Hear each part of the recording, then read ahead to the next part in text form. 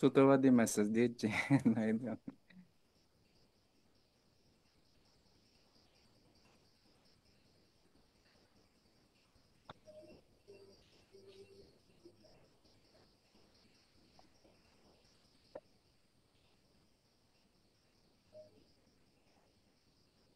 Start message দিচ্ছি।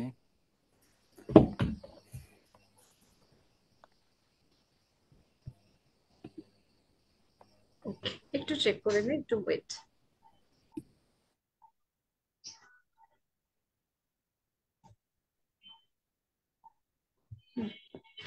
আমাদের লাইভটি শুরু হয়ে গিয়েছে। তো 2-3 মিনিটের মধ্যে আমরা শুরু করছি। ওকে, দেখি কতজন দেখছে।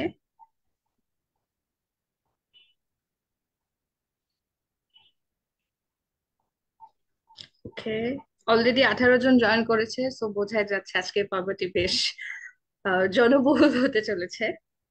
ওকে, তাহলে আমরা শুরু করি। যারা যারা দেখছেন, যারা যারা উপস্থিত আছেন, সবাইকে জুজু নমস্কার। সিএইচটি হায়ার স্টাডিজ গ্রুপে আপনাদের সবাইকে স্বাগতম। এই নিয়ে আজকে আমাদের অষ্টম পর্ব। আজ কথা হবে ইরাসমাস মন্ডল স্কলারশিপ নিয়ে। বেশ প্রেস্টিজিয়াস একটি স্কলারশিপ। তাছাড়া আমাদের সাথে আছে পরিচিত মুখ, সো ধারণা করা যাচ্ছে আজকের পর্বটি অনেকের বেশ প্রতীক্ষিত একটি পর্ব। সো আলোচনা শুরু করার আগে আমি দর্শক শ্রোতাদের উদ্দেশ্যে একটু ছোট্ট ভূমিকা দিই। সিএইচডি হায়ার স্টাডিজ গ্রুপটি হলো আমাদের পার্বত্য চট্টগ্রাম থেকে দেশে বিদেশে অধ্যয়নরত শিক্ষার্থীদের সমন্বয়ে গঠিত এবং পরিচালিত একটি প্ল্যাটফর্ম। চিটাগং হিল ট্রাইবসে যারা উচ্চশিক্ষা গ্রহণ করেছেন, করছেন কিংবা করতে আগ্রহী, আমরা চেষ্টা করি তাদের নিয়ে উচ্চশিক্ষা সম্পর্কিত নানা সমসাময়িক ইস্যু বা তাদের অভিজ্ঞতা নিয়ে আলোচনা করার। তারই ধারাবাহিকতা আমাদের আজকের এই আয়োজন। সিএইচসি হায়ার স্টাডিজ গ্রুপ পরিচালিত অষ্টম পর্বে আপনাদের সবাইকে আন্তরিক শুভেচ্ছা এবং স্বাগতম। আমি নীতি চাকমা।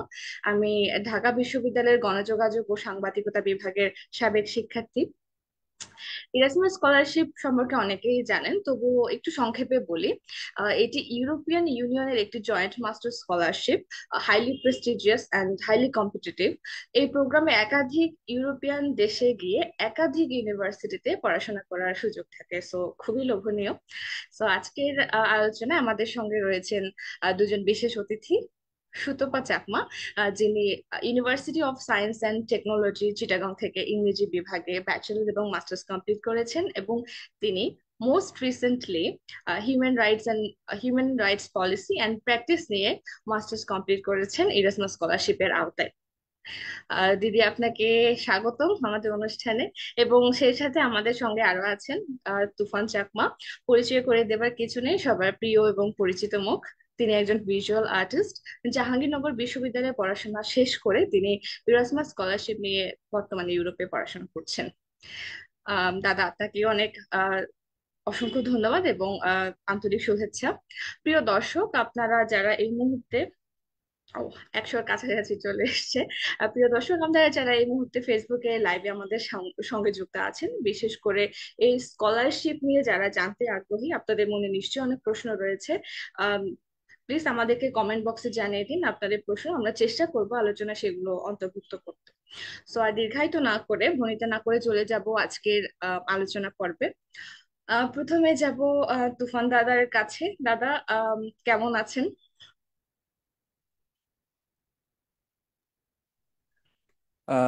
ধন্যবাদ নীতি। প্রথমেই সবাইকে যারা যারা দেখছেন তাদেরকে ঝুজু এবং নমস্কার। এবং সিএসটি হায়ার স্টাডিজ গ্রুপকেও অসংখ্য ধন্যবাদ এ ধরনের একটা প্ল্যাটফর্ম তৈরি করার জন্য, যেখানে আমরা অনেক দিন থেকে আসলে চিন্তা করছিলাম যে কিভাবে যারা যারা হায়ার স্টাডিজ করতে চায় বাইরে তাদেরকে কিভাবে বিভিন্ন ইনফরমেশন দিয়ে উপকার করা যায়। সো আমি ভালোই আছি, এখন সামার চলতেছে, বন্ধ। সো হ্যাঁ, এখন আমার ফার্স্ট সেমিস্টার সেকেন্ড সেমিস্টার শেষ হলো, আরো 2টা সেমিস্টার বাকি আছে। সো চলতেছে ভালোই। ওকে। সো দাদা, আপনার এই স্কলারশিপের জার্নি সম্পর্কে একটু জানতে চাইবো। এটার জন্য, এটাতে অ্যাপ্লাই করার জন্য কেন আগ্রহী হলেন এবং কিভাবে অ্যাপ্লাই করলেন, বা পুরো জার্নিটা, সোফার আপনার জার্নিটা একটু যদি ব্রিফলি আমাদেরকে বলতেন। আচ্ছা, আমার ইরাসমাসে আসার জার্নিটা একটু ড্রামাটিক। আমি অনার্স শেষের দিকে হুট করে আমার কেন জানি মনে হলো যে বাইরে মাস্টার্সটা করার জন্য অ্যাপ্লাই করা যায় কিনা। সো আমি ও ধরনের কোনো প্রিপারেশন ছিল না আগে থেকে, তাইলে আরো হয়তো জানি না কি হতো, বাট ফর্চুনেটলি এটা পেয়ে গেছি। সো প্রথম দিকে আমি যখন এটা নিয়ে একটু ঘাটাঘাটি করতেছিলাম, তখন মেবি 2023 সালের দিকে, হ্যাঁ তখন আমার গ্রাজুয়েশন অনার্স কমপ্লিট।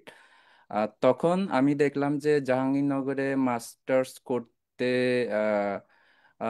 মাস্টার্সে ভর্তি হয়েছিলাম জাহাঙ্গীরনগরে, কিন্তু এর মধ্যে কিভাবে বাইরে আরো কি কি অপরচুনিটিস আছে এগুলো চেক করতেছিলাম। তারপরে আমি যেহেতু ফাইন আর্টস ব্যাকগ্রাউন্ড থেকে, সো আমাদের সাবজেক্টে স্কলারশিপ পাওয়া, প্রোগ্রাম ম্যানেজ করা খুবই টাফ, মানে খুবই অল্প, পাওয়াই যায় না বলতে গেলে। সো আমি এই ধরনের, আমি পেইন্টিং এ করেছিলাম আমার ব্যাচেলর। সো পরে আমি দেখি ইরাসমাস যে স্কলারশিপ, ওখানে সুতোপাদি আছেন। আমি তখন সুতোপাদির নামটা শুনলাম যে সুতোপাদি হচ্ছে ইরাসমাসে, মানে উনি আমার আগে 2023-25, মেবি হ্যাঁ 23-25 ইনটেকে উনি সিলেক্টেড হয়েছিলেন। সো আমিও তখন ঘাটাঘাটি করতে করতে 2023 সালের দিকে ওখানে আমি দেখলাম যে আইএলটিএস দেওয়া লাগে সবকিছু, এবং ওই বছরেই আমি হচ্ছে পাসপোর্ট করি। সো আমার আগে পাসপোর্টও ছিল না, সো এরকম আইএলটিএসটাও দিয়ে দিই 2023 সালের জুন জুলাইয়ের দিকে।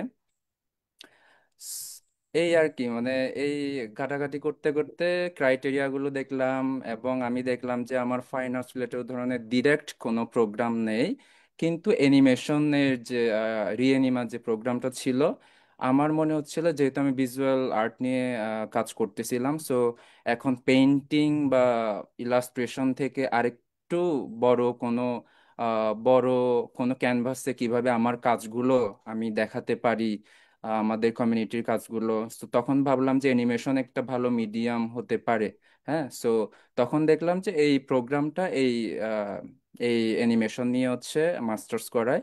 সো আমি সবগুলো ঘাটাঘাটি করলাম, ক্রাইটেরিয়া গুলো দেখলাম, এলিজিবিলিটি গুলো দেখলাম, দেখার পরে ওকে, মানে করা যায়। যদিও ও ধরনের কোনো আমার ব্যাকগ্রাউন্ড ছিল না, অ্যানিমেশন নিয়ে আমার কোনো ব্যাকগ্রাউন্ড ছিল না, প্রফেশনাল ব্যাকগ্রাউন্ড বা যাই হোক, যেগুলো খুবই দরকার মানে স্কলারশিপ অ্যাপ্লাই করার জন্য।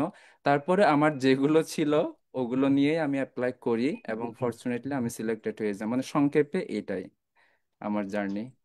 ওকে, সো এখন বললেন দুটো সেমিস্টার শেষ হয়েছে, রাইট? হ্যাঁ, আমার দুটো সেমিস্টার শেষ। ওকে, কোন কোন দেশে একটু ছোট করে বলতেন?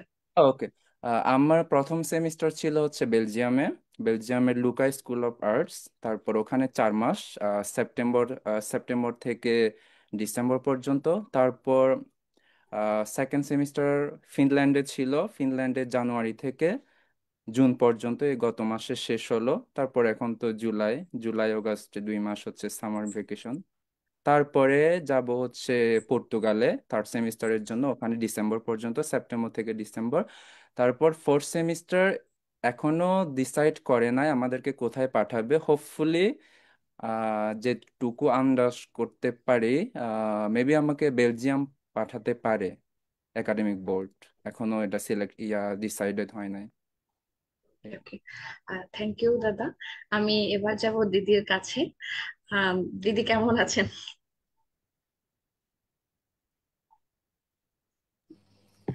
হাই নীতি, হ্যালো সবাইকে। নমস্কার এবং জুজু, অনলাইনে যারা আছেন সবাইকে, এবং তুফান, নীতি, তোমাদের দুজনকেই। সো আমি ভালো আছি। খুব রিসেন্টলি 1 উইক মতো হবে আমি রিসেন্টলি দেশে ব্যাক করেছি। আমার প্রোগ্রাম শেষ হয়েছে এবং আমি ব্যাক করেছি। সো মোটামুটি ভালো আছি, এবং চিন্তা করছি ভবিষ্যতে কি করা যায় এখন। আমার নেক্সট প্ল্যানের জন্য কাজ করছি, এইটুকু। ওকে, দিদি আপনার কাছেও একই প্রশ্ন থাকবে। আপনার জার্নিটা কেমন ছিল শুরু থেকে শেষ পর্যন্ত? সো ওভারঅল যদি একটা ধারণা দিতেন, আমাদের অভিজ্ঞতা শেয়ার করতেন। অবশ্যই। আমি যখন তুফানের কথা শুনছিলাম, আমার মনে হচ্ছিল যে তুফানের জার্নিটা অনেকটা আসলাম, দেখলাম এবং জয় করলাম টাইপের। আর আমার ক্ষেত্রে আসলে একটু অন্যরকম আমার জার্নিটা। তো আমার ক্ষেত্রে আসলে ওরকম হয়নি যে আমি আসলাম, দেখলাম এবং জয় করলাম। আমার জার্নিটা বলতে গেলে অনেক লম্বা একটা প্রসেস আমি বলবো। তো যেহেতু বলা শুরু করব, সেহেতু আমি একটু প্রথম থেকে বলতে চাই কখন থেকে এটা শুরু হলো, কখন থেকে আমার এটা আসলো যে আমাকে বাইরে পড়তে যেতে হবে। তো আমি একটা ছোট্ট গল্প দিয়ে শুরু করব।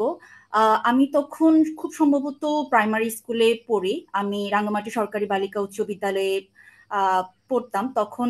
খুব সম্ভবত ক্লাস 5 অথবা খুব বেশি হলে ক্লাস 6-7 এরকম কিছু হবে, আমার আসলে ঠিক সময়টা মনে নেই এক্স্যাক্টলি। তো তখন রাঙ্গামাটিতে UNDP, United Nations Development Programme, তখনও কাজ করতো। তো একদিন আমি বাসের জন্য ওয়েট করছিলাম, অ্যান্ড আমি দেখলাম যে একটা সাদা কার একটা ব্লু লোগো, ইউএন লোগোটা যেটা থাকে, ওইরকম একটা গাড়িতে করে একজন ফরেনার, একজন মহিলা ফরেনার, উনি যাচ্ছেন, কোথাও যাচ্ছেন গাড়িটি করে। তো যখন ওনাকে দেখলাম, আমি যে গাড়িটা ক্রস করে যাচ্ছে আমার সামনে, আমি জানি না আসলে, তখন আমার তো বয়স অনেক কম, আমি আসলে জানি না যে somehow I was very inspired by her. মানে কত দূর থেকে একজন ভিনদেশী নারী এসে রাঙ্গামাটির মতো একটা ছোট্ট টাউনে ইউএন কার, তখন ইউএন ডেফিনেটলি একটা খুব বড় ফ্যাসিনেশন ছিল আমার জন্য, যে ওইখানে এসে ঘুরে বেড়াচ্ছে। এবং ওইটা আমার জন্য অনেক বেশি ইন্সপায়ারিং, অনেক বেশি মোটিভেটিং ছিল। তো আমি আসলে বলবো না যে আমার তখন থেকে ওই মোটিভেশনটা কাজ করতো যে আমাকে ইউএন এ কাজ করতে হবে অথবা ওইরকম একটা কাজ করতে হবে, তবে আমার মনে এটা ছিল যে আমি হয়তোবা ওইরকম ভাবেই কোথাও না কোথাও গিয়ে, বিদেশের মাটিতে গিয়ে ওইরকম স্বাধীনভাবে কোথাও হয়তোবা চলাফেরা করতে চাই, অথবা খুব এম্পাওয়ার্ড হিসেবে নিজেকে প্রেজেন্ট করতে চাই। তো এটা ছিল আমার খুব ছোট বয়সে একটা ইন্সপিরেশন। তো ডেফিনেটলি জীবনের মোড় পাল্টে অনেকটা বড় হওয়ার পর অনেক কিছু পরিবর্তন হয়। অ্যান্ড আমার লাইফে অনেক কিছু পরিবর্তন হয়েছে, হয়তো বা আমি একটা জায়গাতে স্টাক ছিলাম না। অনেক জায়গা ঘোরার পর যখন আমি আমার গ্রাজুয়েশন কমপ্লিট করি university of science and technology Chittagong থেকে, তো আমি তখন চাচ্ছিলাম যে আহ, এমন একটা প্ল্যাটফর্মে কাজ করতে যেখানে আমি ইন্টারন্যাশনাল একটা এক্সপোজার পাবো, এবং সেই সাথে আমি আমার স্কিলটাকেও গ্রো করতে পারবো, যেটার জন্য আমি হয়তোবা ভবিষ্যতে আহ, বাইরে গিয়ে পড়াশোনা করতে পারি, ওরকম একটা আমার ইচ্ছা ছিল। এবং আমার কেন জানি ওই যে ছোটকালের দেখা ওই মেমোরিটাই আমার বারবার মাথায় আসতে থাকে। অ্যান্ড সামহাউ সবকিছু আসলে ইন্টারকানেক্টেড। অ্যান্ড আমি বলবো যে আমি এক্সট্রিমলি লাকি, কারণ সেই সময়টাতে আমি একটা অফার পাই একটা ইন্টারন্যাশনাল অর্গানাইজেশনে চাকরি করার এখন, এবং আমি সেখানে 4 বছর কাজ করি হিউম্যানিটেরিয়ান কনটেক্সটে। এবং 4 বছর কাজ করার পর আমার মনে হলো যে এখন হয়তো বা আমার আর একটু বেটার অপরচুনিটি দরকার, আমি নিজেকে বিল্ড করার জন্য অথবা ইন্টারন্যাশনাল এক্সপোজারের জন্য। তো এবং সেই সাথে আরো কিছু জিনিস আছে, যেহেতু আমি হিউম্যানিটেরিয়ান কনটেক্সটে কাজ করতাম, অনেক সময় আহ, আমাকে জিজ্ঞেস করা হতো যে চিটাগং হিলট্রেক্স এখন কি হচ্ছে, অথবা আপনাদের অবস্থাটা কিরকম। সেক্ষেত্রে কোটা, তারপর সবসময় বলা হতো যে আমরা এক্সট্রা ফ্যাসিলিটিস পাই, এক্সট্রা সুযোগ সুবিধা পাই। তো ডেফিনেটলি আমার হয়তো বা অতটুকু স্ট্রং নলেজ না থাকার কারণে আমি নিজেকে অতটুকু ডিফেন্ড করতে পারতাম না। বাট সামহাও আমার মনে হলো যে যদি হয়তো বা হিউম্যান রাইটস নিয়ে যদি আমার কিছু একটা ধারণা থাকে, আমি যদি একটু প্রথাগত কিছু নলেজ আমার থাকে, যেমন বুকিশ নলেজ যেটাকে আমরা বলি, তো সেই ক্ষেত্রে আমি হয়তো বা নিজেকে ডিফেন্ড করতে পারবো ভালো মতো। এবং সেই সাথে এই হিউম্যান রাইটস যদি আমার একটা ডিগ্রি থাকে, তাহলে হয়তো বা আমি নিজেকে এস্টাবলিশ করতে পারবো আমার ক্যারিয়ারে আরো অনেক বেশি। তো আমি আসলে খোঁজা শুরু করলাম স্কলারশিপ, কারণ আসলে আমি জানি যে এখন বর্তমানে সেলফ ফাইন্যান্সে অনেকেই বিদেশে যাচ্ছে, অনেকে পড়াশোনা করছে, সেটা খুবই অ্যাপ্রিসিয়েটিভ। বাট আমার ক্ষেত্রে যেটা হচ্ছে সেটা সেলফ ফাইন্যান্সে যাওয়া আসলে আমার পক্ষে সম্ভব ছিল না। সেই জন্য স্কলারশিপই ছিল আমার একমাত্র সলিউশন বাইরে পড়াশোনা করতে যাওয়ার জন্য। সেই জন্য আমি স্কলারশিপ খোঁজা শুরু করলাম, এবং সেটা শুরু হয়েছিল 2021 সালের দিকে। আমি 2021 সালের দিকে আমি আইএলটিএস দিই, এবং যা যা রিকোয়ারমেন্টস ফুলফিল করা লাগে আমি তা ফুলফিল করি। এবং তখন কিছু কিছু স্কলারশিপ আমি অ্যাপ্লাই করেছিলাম। আমি কিছু ইউনিভার্সিটিতে তখন অ্যাকসেপ্টেড হয়েছি, কিন্তু আনফর্চুনেটলি আমি স্কলারশিপ পাইনি। অ্যান্ড এরপরে তো কোভিড হলো, তো আমার আইএলটিএস এর মেয়াদও শেষ হয়ে গেল। তো আমার তখন সেই সময়টাতে আমার আর যাওয়া হয়নি। আমি আহ, আমি অ্যাচিভ করতে পারিনি। তো বাট আমি আসলে হাল ছাড়িনি, আমি কন্টিনিউয়াসলি আমি ট্রাই করতে থাকি। অ্যান্ড ফাইনালি 2023 সালে এসে আমার অ্যাপ্লিকেশন অ্যাকসেপ্টেড হয়। অ্যান্ড আমি আসলে বলবো যে আমি খুবই লাকি। 2023 সালে আমি আমি আসলে অত ভ্যারাইটিস কোনো ইউনিভার্সিটিতে আমি অ্যাপ্লাই করিনি, অনেকগুলো স্কলারশিপ আমি অ্যাপ্লাই করিনি। আমি শুধু একটা স্কলারশিপে অ্যাপ্লাই করেছিলাম, এই প্রোগ্রামটাতে, Erasmus Mundus human rights policy and practice. And fortunately আমি এখানেই অ্যাকসেপ্টেড হই এবং 2023 সালে আমি চলে যাই। 2023 সালে আমি আমার মাস্টার্স শুরু করি। অ্যান্ড 2025 সালের জুনে, মানে এই বছরের জুনে আমি কমপ্লিট করি। সো এটাই ছিল আমার আসলে জার্নি। খুবই ইন্সপায়ারিং। সো আমার ভালো লাগছে যে আজকে যে আমাদের সাথে যে দুজন আছে, দুজনই সাময়িক, দুজনই লেগে থাকা মানুষ, দুজনই কর্মজীবী মানুষ। তো আহ, দেরি না করে পরবর্তী চলে যাব। সো আগে দাদার কাছেই যাব। আচ্ছা, আমার কথা কি শোনা যাচ্ছে ঠিকঠাক ভাবে? একটু টেস্ট করে নিই। শোনা যাচ্ছে? একটু ছোট, আচ্ছা, সাউন্ডটা আওয়াজ। একটু ছোট। হ্যাঁ। ওকে, ওকে, ওকে, সরি। ওকে।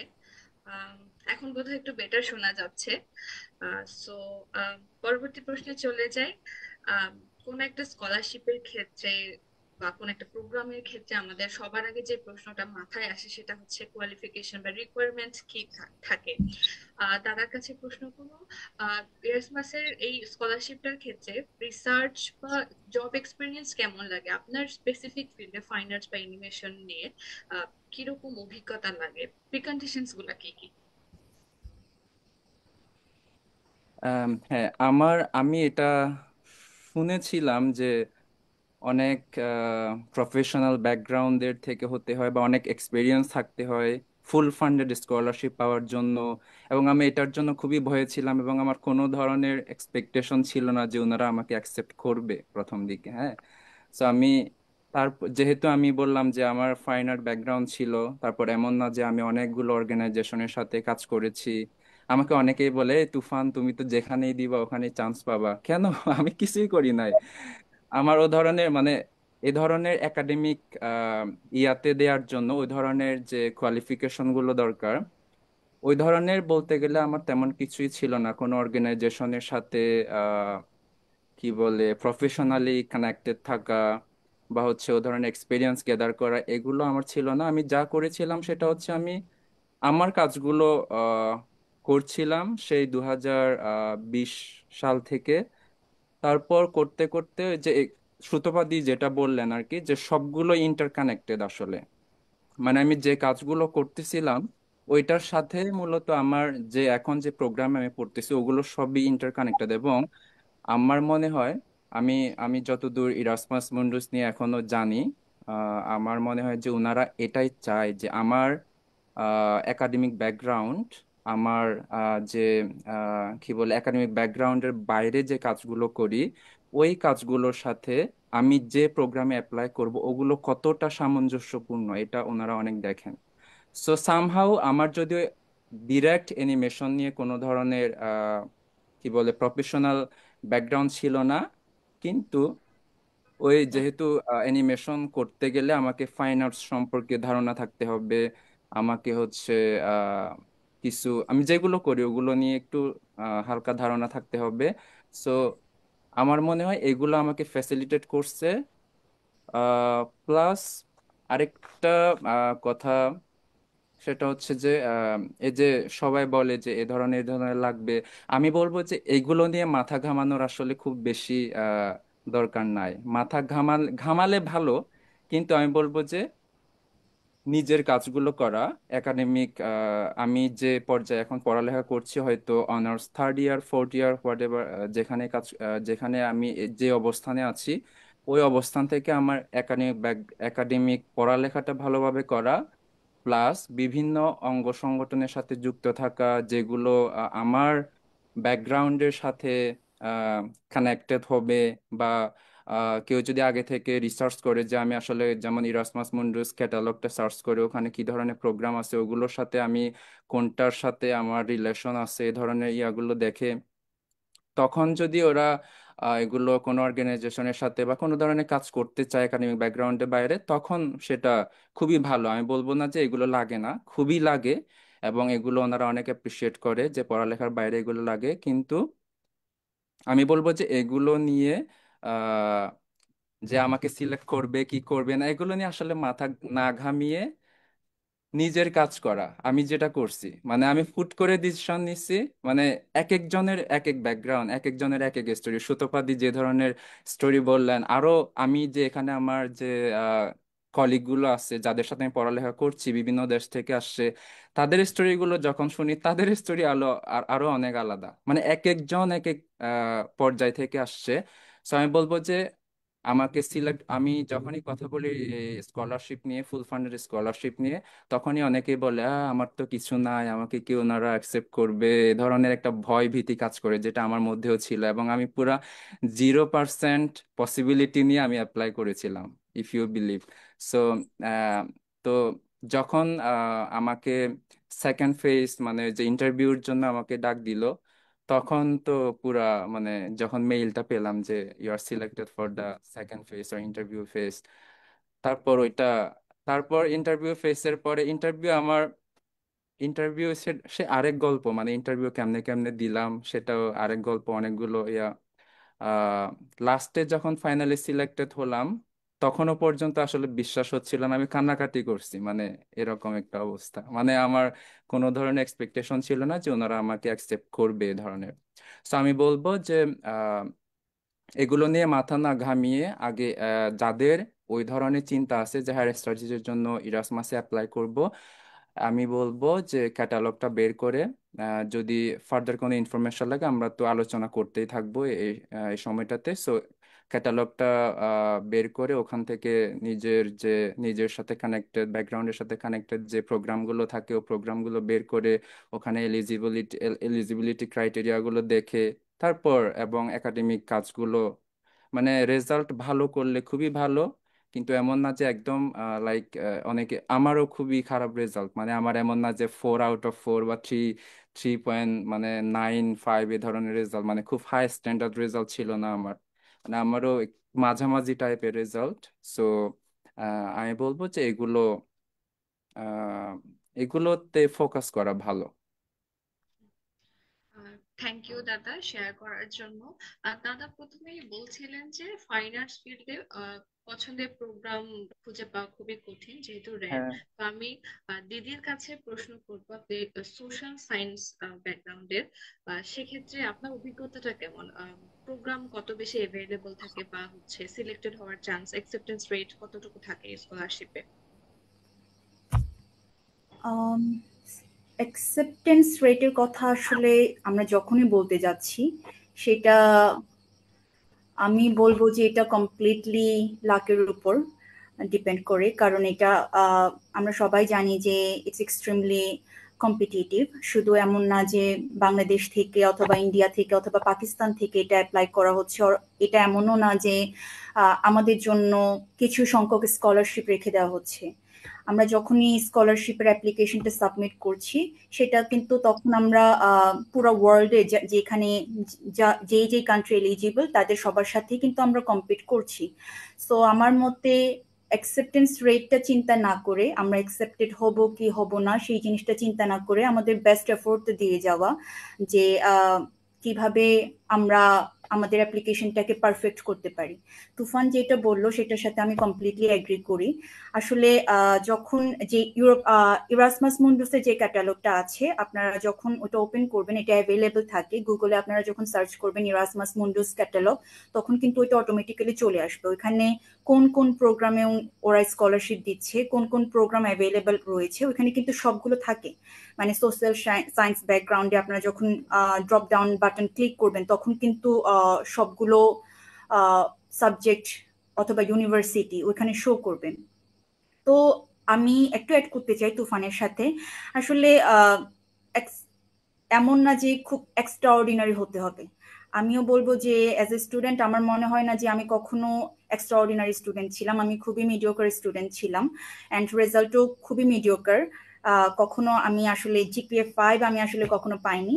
সো আপনাদের এইটা মনে করার কোনো কারণ নাই যে আপনাদের যদি কখনো রেজাল্ট ভালো না থাকে তাহলে হয়তো বা লাইফটা এখানেই শেষ, কোনো কিছু হবে না। I am the living proof. আমি কখনো জিপিএ 5 পাইনি। সো রেজাল্টটাকে আপনি একটা পাশে রেখে দিতে পারেন। আর একটা জিনিস হচ্ছে স্কলারশিপে অ্যাপ্লাই করার ক্ষেত্রে, সেটা যে কোনো স্কলারশিপই হোক, আমার মনে হয় যে মিনিমাম রিকোয়ারমেন্টস যেটা থাকে সেটা ফুলফিল করাটাই হচ্ছে মেইন টার্গেট। মিনিমাম রিকোয়ারমেন্টসটা ফুলফিল করার পরে যদি আমরা মিনিমাম রিকোয়ারমেন্টসটা ফুলফিল করতে পারি, সেক্ষেত্রে আমাদের নেক্সট স্টেজটা হওয়া উচিত যে কিভাবে আমরা যে রিকোয়ারমেন্টসগুলো, যে স্কিলসগুলো, যে ডকুমেন্টসগুলো আমাদের আছে সেগুলোকে আমরা পারফেক্ট করতে পারি। আপনারা যখনই ক্যাটালগটা ওপেন করবেন, আর বাই দ্য ওয়ে আরেকটা জিনিস অ্যাড করতে চাই যে প্রত্যেকটা প্রোগ্রামের কিন্তু ডিফারেন্ট রিকোয়ারমেন্টস থাকে। এটা এমন না যে ইরাসমাস মুন্ডুসের সবগুলো প্রোগ্রামের জন্য কিন্তু একই রিকোয়ারমেন্টস। যেমন আমার প্রোগ্রামের ক্ষেত্রে ওয়ার্কিং এক্সপেরিয়েন্স, 2 বছরের ওয়ার্কিং এক্সপেরিয়েন্স থাকা ম্যান্ডেটরি ছিল, এবং আইএলটিএস এর যে রিকোয়ারমেন্টসটা রয়েছে সেটাও কিন্তু প্রোগ্রাম টু প্রোগ্রাম ভ্যারি করে। এটা শুধু প্রোগ্রামের ক্ষেত্রে না, অনেক সময় এটা কিন্তু কান্ট্রি টু কান্ট্রিও ভ্যারি করে। যেমন আমার হোম ইউনিভার্সিটি ছিল সুইডেন, ইউনিভার্সিটি অফ গোথেনবার্গ। সেই ক্ষেত্রে ইউনিভার্সিটি অফ গোথেনবার্গের হয়তো বা কিছু স্পেশাল রিকোয়ারমেন্টস থাকে যেটা হয়তো বা ইউরোপের অন্য কোনো ইউনিভার্সিটিতে নাও থাকতে পারে। সো এটা কমপ্লিটলি ডিপেন্ড করে হচ্ছে ইউনিভার্সিটি কি রিকোয়ারমেন্টস চাচ্ছে, প্রোগ্রামটা কি রিকোয়ারমেন্টস চাচ্ছে, এবং কান্ট্রি হিসেবে সেই কান্ট্রিটা কি রিকোয়ারমেন্টস চাচ্ছে।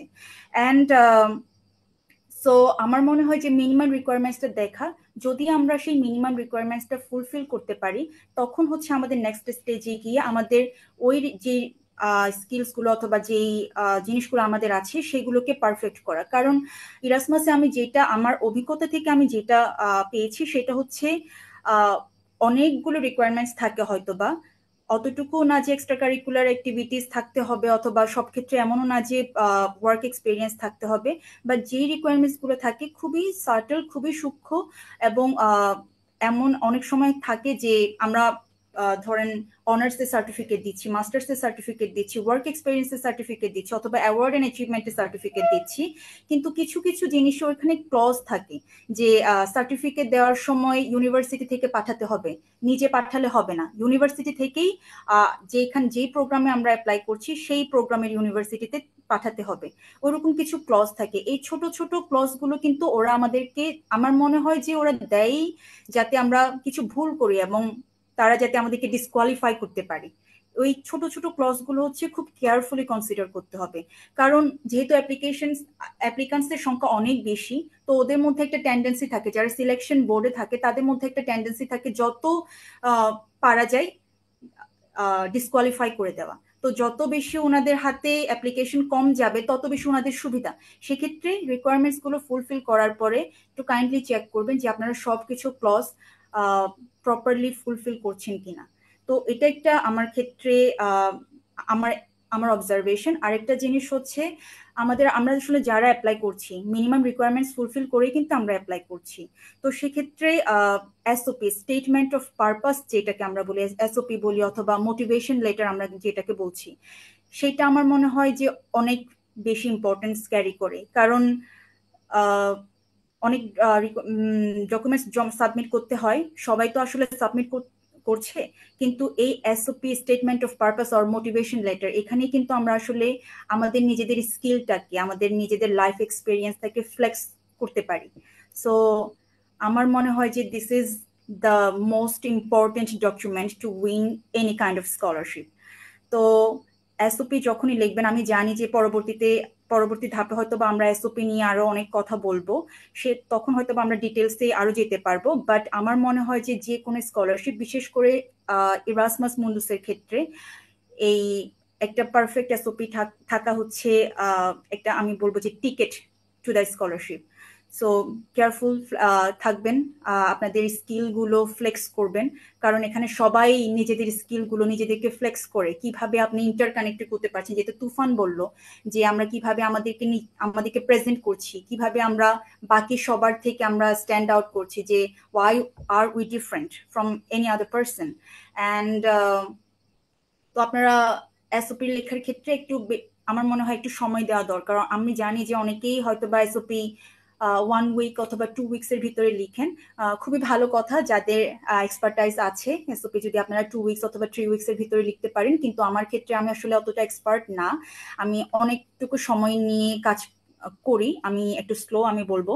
সো আমি আসলে প্রায় 3 মাস ধরে আমি আমার এসওপিটা রেডি করেছিলাম। তো আহ, সেজন্য আমি আমি এই কথাটা এই জন্যই মেনশন করলাম যে প্রতিটা জিনিস আসলে খুবই সাটল ওয়েতে, স্টেপ বাই স্টেপ, এমন কিছু যাতে ছুটে না যায় সেভাবেই একটু ধ্যান দেওয়া উচিত, যাতে আমরা আমাদের অ্যাপ্লিকেশনটাকে একদম পারফেক্টলি প্রেজেন্ট করতে পারি।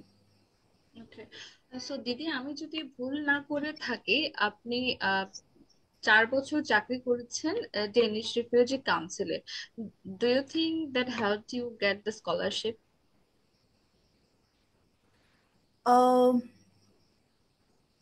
Yes and no. ডেফিনেটলি ওটা একটা আমার প্লাস পয়েন্ট ছিল। অ্যান্ড আমি যেহেতু এই হিউম্যানিটেরিয়ান কনটেক্সটে কাজ করেছি, হিউম্যান রাইটস যে প্রোগ্রামে যেহেতু অ্যাপ্লাই করেছি, ওটা আমার জন্য একটা প্লাস পয়েন্ট ডেফিনেটলি ছিল। কিন্তু আমি যখন আমার এসওপিটা লিখি, সচরাচর আমাদের প্রোগ্রামে বলা হয় যে এসওপিটাই হচ্ছে মেইন। আমি আমার যখন এসওপিটা লিখি, আমি আমার ড্যানিশ রিফিউজি কাউন্সিলের যেই পয়েন্টটা ছিল, আমি শুধু মনে হয় 2 কি 3 লাইনে আমি এক্সপ্লেন করেছিলাম যে ড্যানিশ রিফিউজি কাউন্সিল আমি কি কাজ করছি সেটা নিয়ে। আমার মনে হয় যেটা ম্যাটার করে সেটা হচ্ছে কিভাবে আমরা আমাদের লাইফ এক্সপেরিয়েন্সটাকে কানেক্ট করছি আমাদের প্রিভিয়াস এক্সপেরিয়েন্সের সাথে।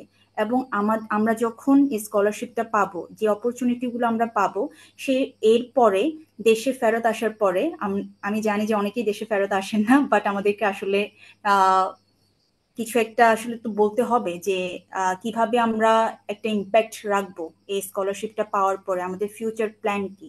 তো আমার মনে হয় যে এটা ইম্পর্টেন্ট যে আমরা কানেক্ট করতে পারছি একটা পয়েন্টের সাথে আরেকটা, আমাদের এডুকেশন, আমাদের প্রেজেন্ট এক্সপেরিয়েন্স এবং ফিউচার কি এক্সপেকটেশনস রয়েছে, সেই জিনিসগুলো আমরা প্রত্যেকটা একে অপরের সাথে কানেক্ট করতে পারছি, এরকম একটা এসওপি আমাদের লিখতে হবে। তো আমার মনে হয় না যে শুধুমাত্র ড্যানিশ রিফিউজি কাউন্সিল অথবা 4 বছর ধরে কাজ হিউম্যানিটেরিয়ান কনটেক্সটে কাজ করাটা আমার একটা প্লাস পয়েন্ট ছিল অবশ্যই, কিন্তু ওটা একমাত্র কারণ না স্কলারশিপ একটা পাওয়ার জন্য।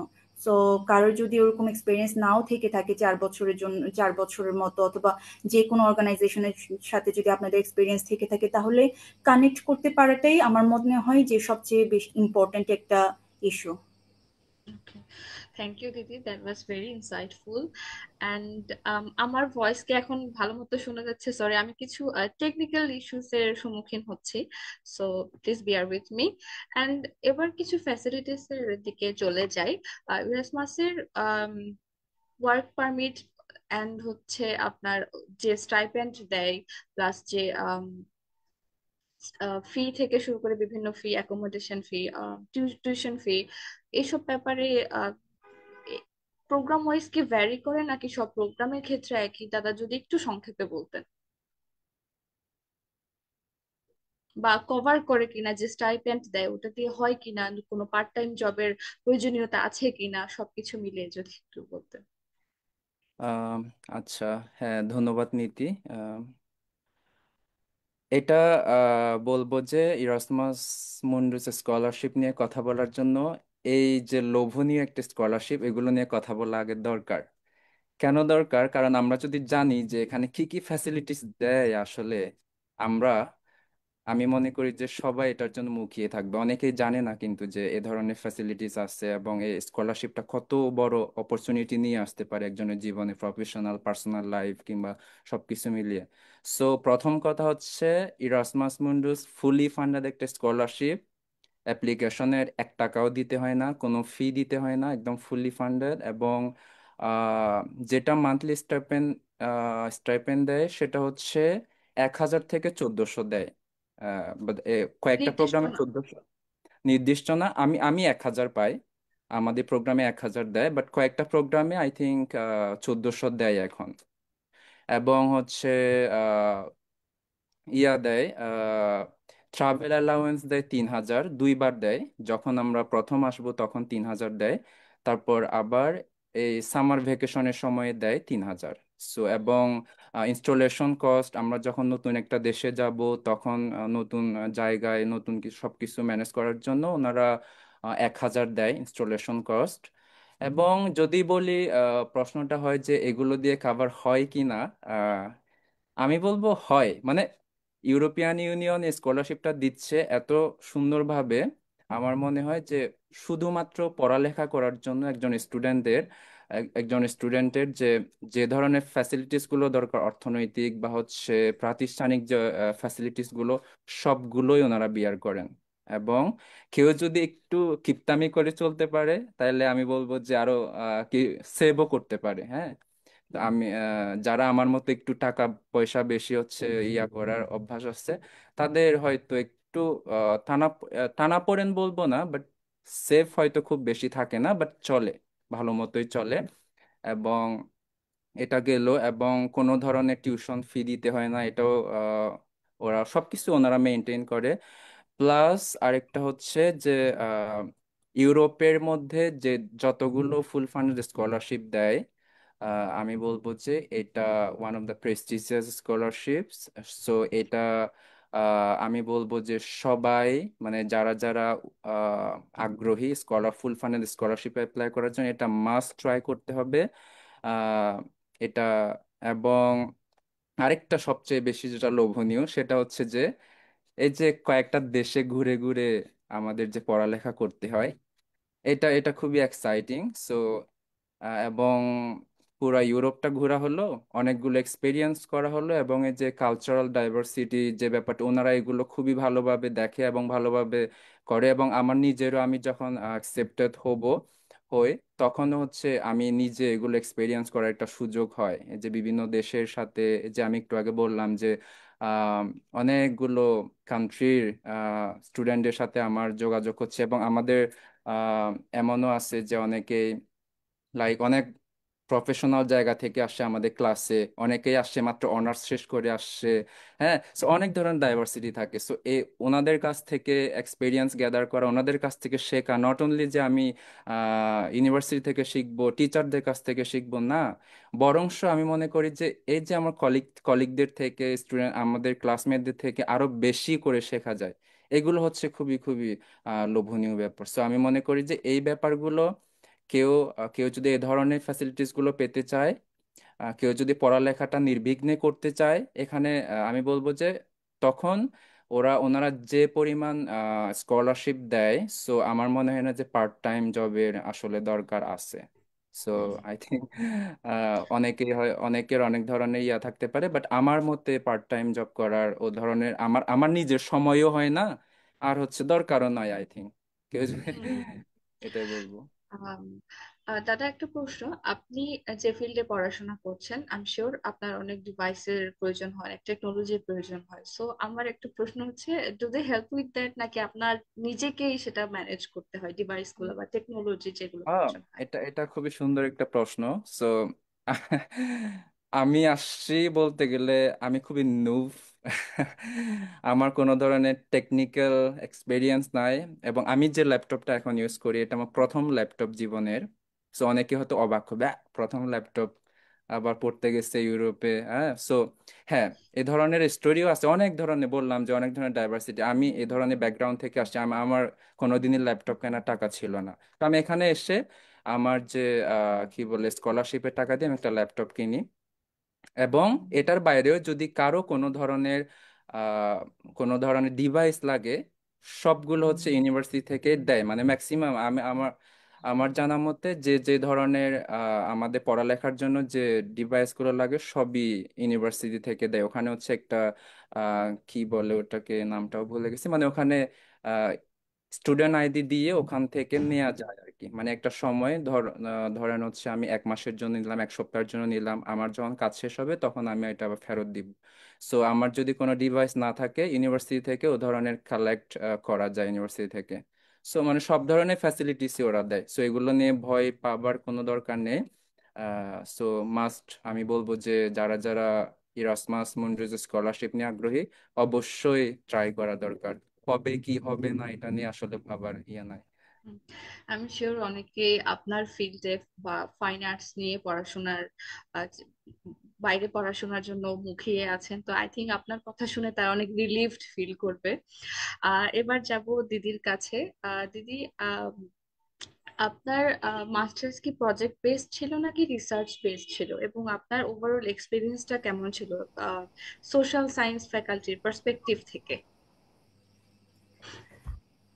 আমার মাস্টার্সটা ছিল রিসার্চ বেসড, বাট আমি আসলে বলবো না যে আমার প্রোগ্রামটা স্পেসিফিক্যালি সোশ্যাল সায়েন্স রিলেটেড। এটা কিছুটা কানেক্টেড আবার কিছুটা নাও, কারণ আমাদের প্রোগ্রামটাকে এভাবেই সাজানো হয়েছে যে মাল্টি ডিসিপ্লিনারি পার্সপেক্টিভ থেকে, যাতে আমরা হিউম্যান রাইটসটাকে এক্সপ্লোর করতে পারি।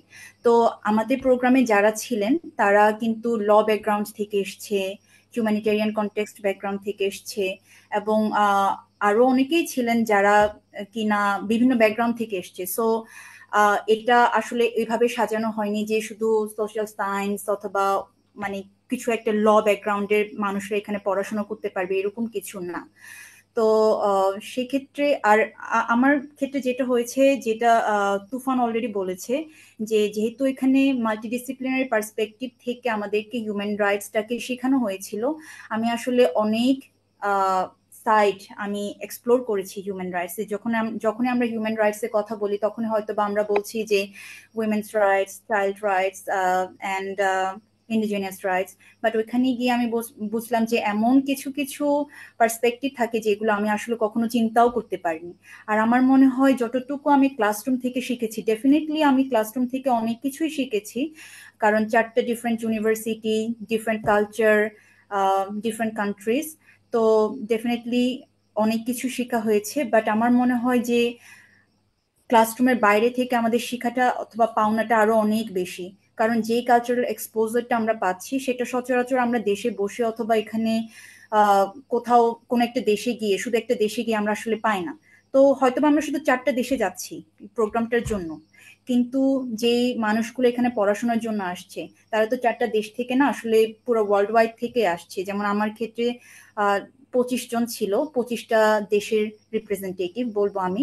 তো 25টা দেশ থেকে যে ওনারা স্টোরিগুলো নিয়ে এসছে বিভিন্ন, আমি আসলে জানতাম না যে আফ্রিকায় কি হচ্ছে, ইন্ডিয়াতে কি হচ্ছে, ইন্ডিয়াতে যে কাস্ট সিস্টেম নিয়ে। তো যখনই, যেহেতু হিউম্যান রাইটস রিলেটেড টপিক, এখানে সবাই নিজেদের ফিল্ড নিয়ে এখানে ডিসকাস করছে, তো সেইগুলো কিন্তু অনেক এনলাইটেনিং আমি বলবো। আর একটা জিনিস, এই যে আমরা ট্রাভেল করার সুযোগ পাচ্ছি অনেক, এখান থেকে ওখানে, তারপর আমাদের সামার ভেকেশনে কখনো কখনো ছোট উইকেন্ডে আমরা এখানে ওখানে যাচ্ছি। এটা আসলে ক্লাসরুম থেকে আমি বলবো যে এটা আরো অনেক বেশি যে এনকারেজিং, যে বাইরে ঘুরতে যাওয়া, যে আপনি আমরা পেলাম 2-3 দিনের ছুটি, টিকিট বুক করে আমরা চলে গেলাম। তো হয়তোবা আমাদের ক্লাসরুমের যে এক্সপিরিয়েন্স গুলো, এগুলো আমাদের ক্যারিয়ারের জন্য আমাদের লাইফটাকে অনেক বেশি স্মুথ করবে, অথবা আমরা এটা আমাদের লাইফের কাজে লাগাতে পারবো ডেফিনেটলি। কিন্তু আমরা যে এক্সপিরিয়েন্স গুলো আমরা ক্লাসরুমের বাইরে থেকে পাই আসলে, সেগুলো আমি বলবো আরো বেশি ভ্যালুয়েবল। কারণ ক্লাসরুমের বাইরে গিয়ে যখন আমরা ঘুরতে যাচ্ছি, তখন আমি এমন কিছু মানুষের সান্নিধ্যে আসছি, এমন কিছু মানুষের সাথে পরিচয় হচ্ছে যারা আসলে জানে না হিউম্যান রাইটস কি, অথবা ইরাসমাস মুন্ডাস স্কলারশিপটা কি।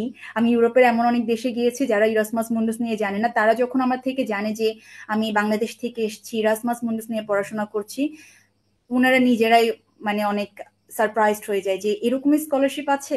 তো ওনাদের যে ইউরোপের লাইফস্টাইলটা কিরকম, ওনারা কিভাবে লাইফ লিড করছে, এই যে আমরা কম্প্যারিজনটা করার সুযোগ পাই। তা গ্লোবাল সাউথ থেকে গিয়ে, গ্লোবাল সাউথ বাংলাদেশ থেকে গিয়ে, এটা ইউরোপিয়ান দেশের একটা মানুষ কিভাবে ওনাদের লাইফটা লিড করছে, যে এভাবে কম্প্যারিজনটা, আমার মনে হয় যে এইগুলো আর অনেক বেশি ইম্পর্টেন্ট।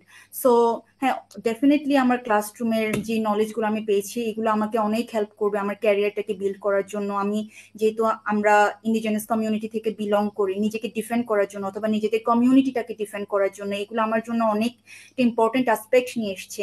বাট সেই বাইরেও আমি যে অনেক দেশে গিয়েছি, আমার যে ট্রাভেলিং যে এক্সপোজারটা হয়েছে, সেইগুলোর ক্ষেত্রে আমি যে বন্ডিংটা করেছি বিভিন্ন দেশের মানুষের সাথে, এমন কিছু মানুষের সাথে আমি কানেক্টেড হয়েছি যারা মানে যারা বলবে যে হ্যাঁ বাংলাদেশ থেকে একটা মেয়ে এসেছিল যে পড়াশোনা করতে এসেছে, ওনাদের সাথে আমার যে কানেকশনটা হয়েছে, তো এগুলো বলবো যে আমি এটা লাইফ লং এক্সপেরিয়েন্স, এগুলো আমি আমি সারা জীবনের জন্য আমি কাজে লাগাতে পারবো। সো ডেফিনেটলি যে এটা আসলেই একটা বড় অপরচুনিটি, জাস্ট ক্লাসরুম অথবা বই থেকে সবকিছু শেখা না, ক্লাস ক্লাসরুমের বাইরেও, বইয়ের বাইরেও আমরা আসলে অনেক এক্সপেরিয়েন্স গেইন করতে পারি, অ্যাচিভ করতে পারি, যেগুলো কিনা আমাদের লাইফের জন্য অনেক মিনিংফুল কিছু বয়ে নিয়ে আসবে আমার মনে হয়। So it was pleasant experience definitely. Okay, so beautiful, thank you দিদি।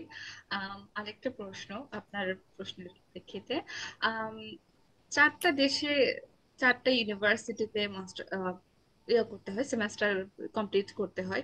সেক্ষেত্রে ধরেন আপনিও নিশ্চয়ই প্রথমবারই বিদেশে পড়াশোনা করেছেন ইরাসমাস নিয়ে, এর আগে কোনো কোথাও মাস্টার্স করা হয়নি। সেক্ষেত্রে ব্যাপারটা কি ওভারওয়েলমিং ছিল না, যে একটা দেশে থিতু না হতেই আবার আরেকটা দেশে যেতে হবে, পড়াশোনার মধ্যে সবকিছু একটু আমার শুনতে ওভারওয়েলমিং লাগে নিজে পার্সোনালি। সো আপনার এরকম লাগেনি কখনো? কেমন ছিল আসলে অভিজ্ঞতাটা? ডেফিনেটলি ওভারওয়েলমিং ছিল, বিশেষ করে আমি যখন সুইডেনে পৌঁছাই। প্রথম 6 মাস আমার তো আসলে অ্যাডাপ্ট করতেই লেগেছিল, একের ব্যাক টু ব্যাক কালচারাল শক। আর আমরা এমন একটা দেশ থেকে আসলে ইউরোপে গিয়েছি, আমি আর তুফান, যে কমপ্লিটলি দুইটা ডিফারেন্ট ওয়ার্ল্ড। আমার মনে হয় যে একদম কন্ট্রাডিক্টরি টু ইচ আদার। তবে ওভারওয়েলমিং ডেফিনেটলি ছিল, কারণ বিউরোক্রেটিক ইস্যু থাকে অনেক সময়। তারপর একটা জায়গায় সেটেল না হতে আরেকটা জায়গার জন্য আমাদের অ্যাকোমোডেশন ঠিক করতে হয়, তারপর ওইখানের আবার বিউরোক্রেটিক ইস্যুগুলো নিয়ে ডিল করতে হয়। তো সবকিছু মিলে আসলে অনেক hectic, but at the same time আমি বলবো যে অতটাও হ্যাকটিক না।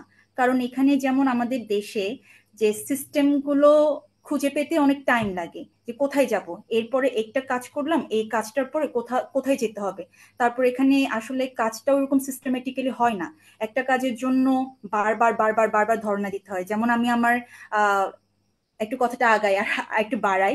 যেমন যখন আমি আমার ডকুমেন্টস গুলো সেন্ড করছিলাম ইউনিভার্সিটি অফ গোথেনবার্গ সুইডেনে, তখন আমি বাংলাদেশে ছিলাম, যখন আমি অ্যাপ্লিকেশনের জন্য আমার ডকুমেন্ট গুলো সেন্ড করছিলাম, তখন ওদের একটা রিকোয়ারমেন্টস ছিল কি আমার ডকুমেন্ট গুলো ইউনিভার্সিটি থেকেই যেতে হবে। আমি যদি নিজে আমার ডকুমেন্ট গুলো পাঠাই তাহলে সেটা অ্যাকসেপ্টেড হবে না, আমার ইউনিভার্সিটির অ্যাডমিন ডিপার্টমেন্ট থেকে ওই ডকুমেন্ট আমার অনার্স এবং মাস্টার্সের ডকুমেন্টগুলো ইউনিভার্সিটি অফ গোথেনবার্গের অ্যাডমিন ডিপার্টমেন্টে ট্রান্সফার করতে হবে। সো ওই সামান্য একটা কাজ করার জন্য আমাকে মনে হয় 4 থেকে 5 বার আমার ইউনিভার্সিটিতে গিয়ে বসে থাকতে হতো। আমি অফিস থেকে ছুটি নিয়ে আসতাম, তারপর এখানে বসে থাকতাম, হাতে পায়ে ধরতাম লিটারেলি, এবং ওনাদেরকে প্রায় প্রতিবারই রিকোয়েস্ট করতাম। তো ওনারা বলতেন যে 12টার পরে আসেন, নেক্সট উইকে আসেন, এভাবে এভাবে আমাকে 4-5 বার করতে হয়েছিল। তো আমার মনে হয় যে এই জিনিসটা আরো বেশি হেক্টিক। এবং এরপরে তো যখন আমি স্কলারশিপটা পাওয়ার পরে যখন আমি চলে যাব, সেই ক্ষেত্রে আরেকটা জিনিস হচ্ছে যে কি আমাদের ডকুমেন্টসগুলো, আমাদের যে ডকুমেন্টসগুলো থাকে সেগুলো হচ্ছে আমাদের ভেরিফাই করে নিতে হয়, বোর্ড এডুকেশন বোর্ড থেকে ভেরিফাই করে নিতে হয়।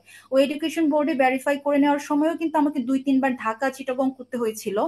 এবং ওইটাও কিন্তু আরো অনেক বেশি, আমি বলবো যে খুবই খুবই টায়ারিং এবং এক্সস্টিং ছিল, কারণ ওনারা আসলে ঠিক মতো বলে না যে কোথায় যেতে হবে, কারণ ওনারা সবাই আসলে কিছু একটা চা নাস্তার খরচটা পেতে চায়। তো ইউরোপে আসলে ওই জিনিসটা নেই। তো যদিও বা লাগে যে ওভারওয়েলমিং, কারণ আমরা এক দেশ থেকে আরেক দেশে কন্টিনিউয়াসলি মুভ করছি, কিন্তু অতটুকু আসলে ওভারওয়েলমিং হয় না, কারণ সবকিছু সিস্টেমেটিক্যালি কাজ করে। এবং আমি ধরেন আমি গোথেনবার্গে ছিলাম, তখন আমাকে স্পেনে মুভ করতে হবে। তো স্পেনের ইউনিভার্সিটি থেকে কিন্তু তখন ওরা সবকিছু আমাদেরকে ডিটেলস বলে দেয়, যে স্টেপ বাই স্টেপ যে এই স্টেপটা করতে হবে, স্পেনে আসার পরে পুলিশে রিপোর্ট করতে হবে, তারপর হচ্ছে বাকি সবকিছু মানে ডকুমেন্টস গুলো আমাদেরকে দিয়ে দিলে আমরা সাবমিট করে দেবো। এরকম একটা ওদের মধ্যে, যেহেতু ওরা একটা কনসোর্টিয়াম প্রোগ্রাম, 4টা ইউনিভার্সিটি যেহেতু অ্যাফিলিয়েটেড থাকে, তো ওদের কিন্তু একটা রেসপন্সিবিলিটি আছে যে স্কলারশিপ যারা পেয়েছে তা এই স্টুডেন্টদেরকে দেখাশোনা করার জন্য। অ্যান্ড আরেকটা প্লাস পয়েন্ট, যেহেতু ইউরাসমাস মুন্ডুসটা হচ্ছে ফান্ডেড বাই ইউরোপিয়ান ইউনিয়ন, তো একটা আলটিমেটলি একটা পাওয়ার, আমি বলবো যে পাওয়ার থাকে as an Erasmus Mundus scholar অ্যাওয়ার্ডে, যে আমরা যখনই বলি, আমরা যখন ইমিগ্রেশনে যাচ্ছি, আমরা যখনই বলি যে আমি funded by Erasmus Mundus Scholarship Award and funded by European Union। তখন ওনারা হচ্ছে ওই জিনিসটাকে আমার মনে হয় যে ইমিগ্রেশনের অফিসাররাও একটু কাইন্ডলি ডিল করে, যে কারণ ওনাদের আমার মনে হয় যে সামহাও ওরাও এটার সাথে অ্যাফিলিয়েটেড অথবা কানেক্টেড। তো আপাত দৃষ্টিতে ওভারওয়েলমিং মনে হলেও অতটা ওভারওয়েলমিং না, তবে যেহেতু এক জায়গা থেকে আরেক জায়গা মুভ করা একটু তো কষ্ট হয়, বাট এটা আসলে অনেক এক্সাইটিংও, যে হ্যাঁ আমি 6 মাস এখানে থাকলাম, পরের 6 মাস আরেকটা নতুন জায়গা, আরেকটা নতুন এনভায়রনমেন্ট। তো এগুলো নিয়ে অনেক এক্সাইটিং ছিলাম ডেফিনেটলি। আর আমার ক্ষেত্রে যেটা হয়েছে, আমি কমপ্লিটলি ডিফারেন্ট এনভায়রনমেন্টে একটা থেকে একটাতে আমি গিয়েছি। যেমন সুইডেনে, আমি যখন সুইডেনে যাই কমপ্লিটলি কোল্ড, অনেক কোল্ড, -25-28 টেম্পারেচার ছিল, অ্যান্ড সবসময় অন্ধকার থাকতো। দিনের মধ্যে মনে হয় 2 থেকে 3 ঘন্টার জন্য দিনের আলো আসতো। তো সেখান থেকে যখন আমি স্পেনে গেলাম, স্পেন তো খুবই ভাইব্রেন্ট, সবাই মানুষজন খুবই কি বলবো, কালারফুল মাইন্ডেড অ্যান্ড রোদ ঝলমলে। তো এটা হচ্ছে কমপ্লিটলি ডিফারেন্ট একটা এনভায়রনমেন্ট। তারপর যখন আমি লন্ডনে গেলাম, তখন সেটা তো আরো অনেক বেশি ডাইভার্স মাল্টিকালচারাল এক্সপেরিয়েন্স।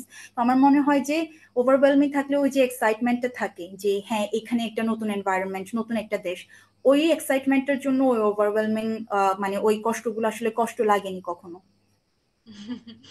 শুনে অনেক বেশি রিলিভড লাগছে। পার্সোনালি আমার একটা কনসার্ন ছিল ওভারওয়েলমিং লাগবে কিনা বা কোপ আপ করতে কোনো কষ্ট হবে কিনা। সো অনেক রিলিভ লাগছে টু বি অনেস্ট। এন্ড তুফান দাদার কাছে যাব, আপনার অভিজ্ঞতাটা কেমন ছিল দুটো দেশে? ওভারঅল অভিজ্ঞতাটা বলবেন, সোশ্যালি কালচারালি কিভাবে হচ্ছে অ্যাডাপ্ট করছেন নিজেকে, এনভায়রনমেন্টালিও বলতে পারেন, বা এবং দুটো দেশের মধ্যে যদি কম্পারিজন করতেন। আম, আমার যেহেতু প্রথম সেমিস্টার বেলজিয়াম থেকে শুরু হয়েছিল, সো বেলজিয়ামে যখন আমরা আসি তখন অগাস্টের শেষের দিকে মনে হয় আমরা এসেছিলাম। তখন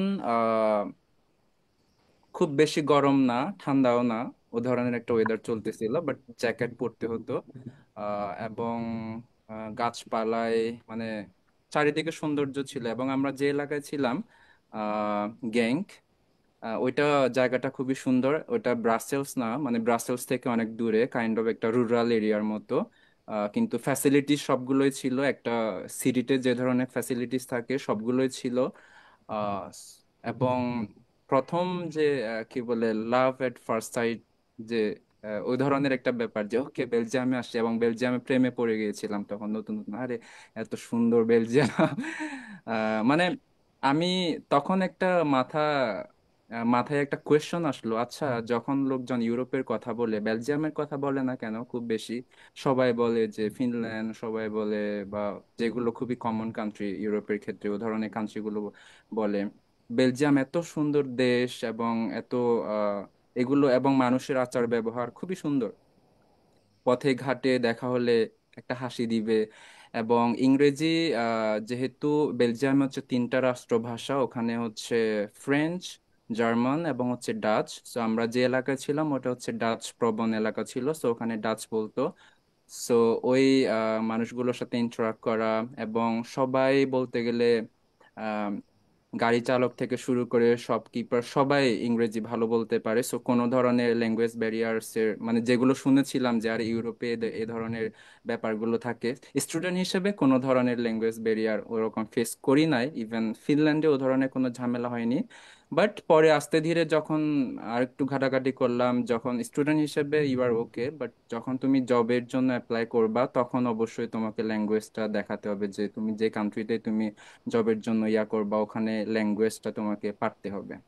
বিশেষ করে এটা ফ্রান্সে অনেক বেশি, ফ্রান্সে তো বলতেই চায় না ইংরেজি।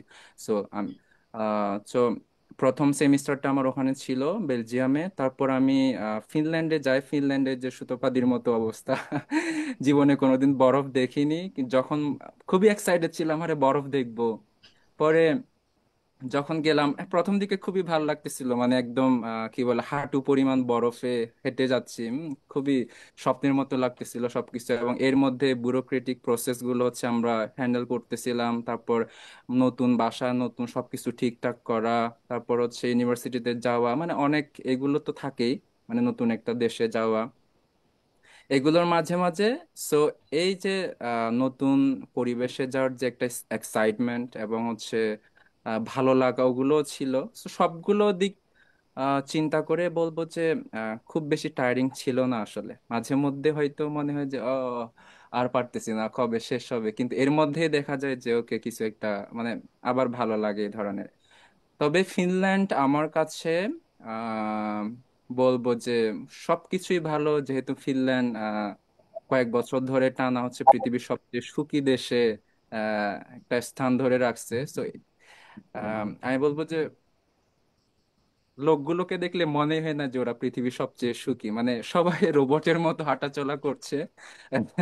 কোনো হাসি নাই, কিচ্ছু নাই, মানে গাড়ি, ট্রেন, ট্রাম সবগুলো বলতে গেলে খালি যাচ্ছে, লোকজন না। ইভেন হেলসিঙ্কির মতো একটা ক্যাপিটাল সিটিতে ওখানে খুবই কম লোকজন। সো এগুলো একটু মানে শকিং ছিল আমার জন্য। আমি ভাবছিলাম যে অনেক মানুষ হবে, এ ধরনের একটা ব্যাপার স্যাপার থাকবে। না, খুবই সুন্দর, স্মুথ। আর ইউনিভার্সিটি, আল্টো ইউনিভার্সিটি তো কি বলে, ফিনল্যান্ডের সবচেয়ে ভালো ইউনিভার্সিটি, ওখানে সবাই পড়ার জন্য মুখিয়ে থাকে। সো খুবই ভালো এক্সপেরিয়েন্স বলবো আল্টো ইউনিভার্সিটির। যে পড়ালেখা 6 মাস যে ছিলাম, টিচার গুলো খুবই আন্তরিক। বেলজিয়ামের টিচার, আল্টো ইউনিভার্সিটির টিচার, আমি ওনাদের কথা মানে সারা জীবন মনে থাকবে। কিভাবে ওনারা আসলে মানে আমাদেরকে, আমাদের সাথে কি বলে, পড়ালেখার যে প্রেশারটা থাকে, প্রেশার তো থাকে একটা পড়ালেখার, কিন্তু ওই প্রেশারটাকে প্রেশারাইজড না করে কেমনে মানে কি বলে সুন্দর মতো আমাদের সাথে কোলাবোরেট করে কেমনে পড়ালেখাটাকে আগায় নেওয়া যায়, ও ধরনের একটা ওনাদের সবগুলো প্ল্যান করা থাকে। খুবই সুন্দর, আমার কাছে এগুলো ভালো লাগছে। তবে ফিনল্যান্ডের ওয়েদারটা আমার, আমি, আমাকে যদি কেউ বলে যে তুমি ফিনল্যান্ডে থাকো সারা জীবন, আমি বলবো যে আই হ্যাভ টু থিঙ্ক। এ ধরনের একটা ব্যাপার। হ্যাঁ, আমাদের জন্য ট্রপিক্যাল কান্ট্রি মানুষদের জন্য আই গেস একটু অনেক বেশি হার্ড খুবই হবে। ঠান্ডা ওখানে। হ্যাঁ। হুম। এন্ড দাদার একটা প্রশ্ন ছিল যে ওয়ার্ক পারমিটের ব্যাপারে। অনেকে হুম। পড়াশোনা শেষ করার পরে কিছু বছর থেকে যেতে চায় ওই দেশে। তো আমার জানা মতে এরাসমাস স্কলারশিপটাতে অটোমেটিক্যালি ওয়ার্ক পারমিট পাওয়া যায় না, বিভিন্ন ম্যানুয়ালি অ্যাপ্লাই করতে হয়, প্রোগ্রাম বেসড। এবং এটা নিয়ে যদি একটু মোটামুটি ক্লিয়ার ধারণা দিতেন। আহ, আমি এটার জন্য আমি একটু একটু জানি, আমিও একটু একটু খোঁজ নিচ্ছি, যতটুকু কারণ আমি জানেন। একদম আহ, আমি জানতামই না এগুলো নিয়ে। বাট এখন এখানে এসে যে স্টেপ বাই স্টেপ পড়ালেখার পাশে পাশে এগুলো যে বন্ধু বান্ধবের সাথে কথা বলতে গিয়ে বা বিভিন্ন জায়গায় ঘুরছি, ওই ঘোরার ফাঁকে কারোর সাথে কথা হচ্ছে এগুলো নিয়ে, তখন এগুলো নিয়ে আমি আসলে জানতে পারছি যে কিরকম কিরকম। এগুলো আসলে বিভিন্ন দেশে বিভিন্ন ধরনের ক্রাইটেরিয়া থাকে। আমি যদি বেলজিয়ামের কথা বলি, বেলজিয়ামে আলাদা ক্রাইটেরিয়া থাকে। ফিনল্যান্ডের কথা বললে ফিনল্যান্ডের আলাদা ক্রাইটেরিয়া। সুতোপাদি যেহেতু সুইডেনে ছিল, সুইডেনে আলাদা বিষয়। সো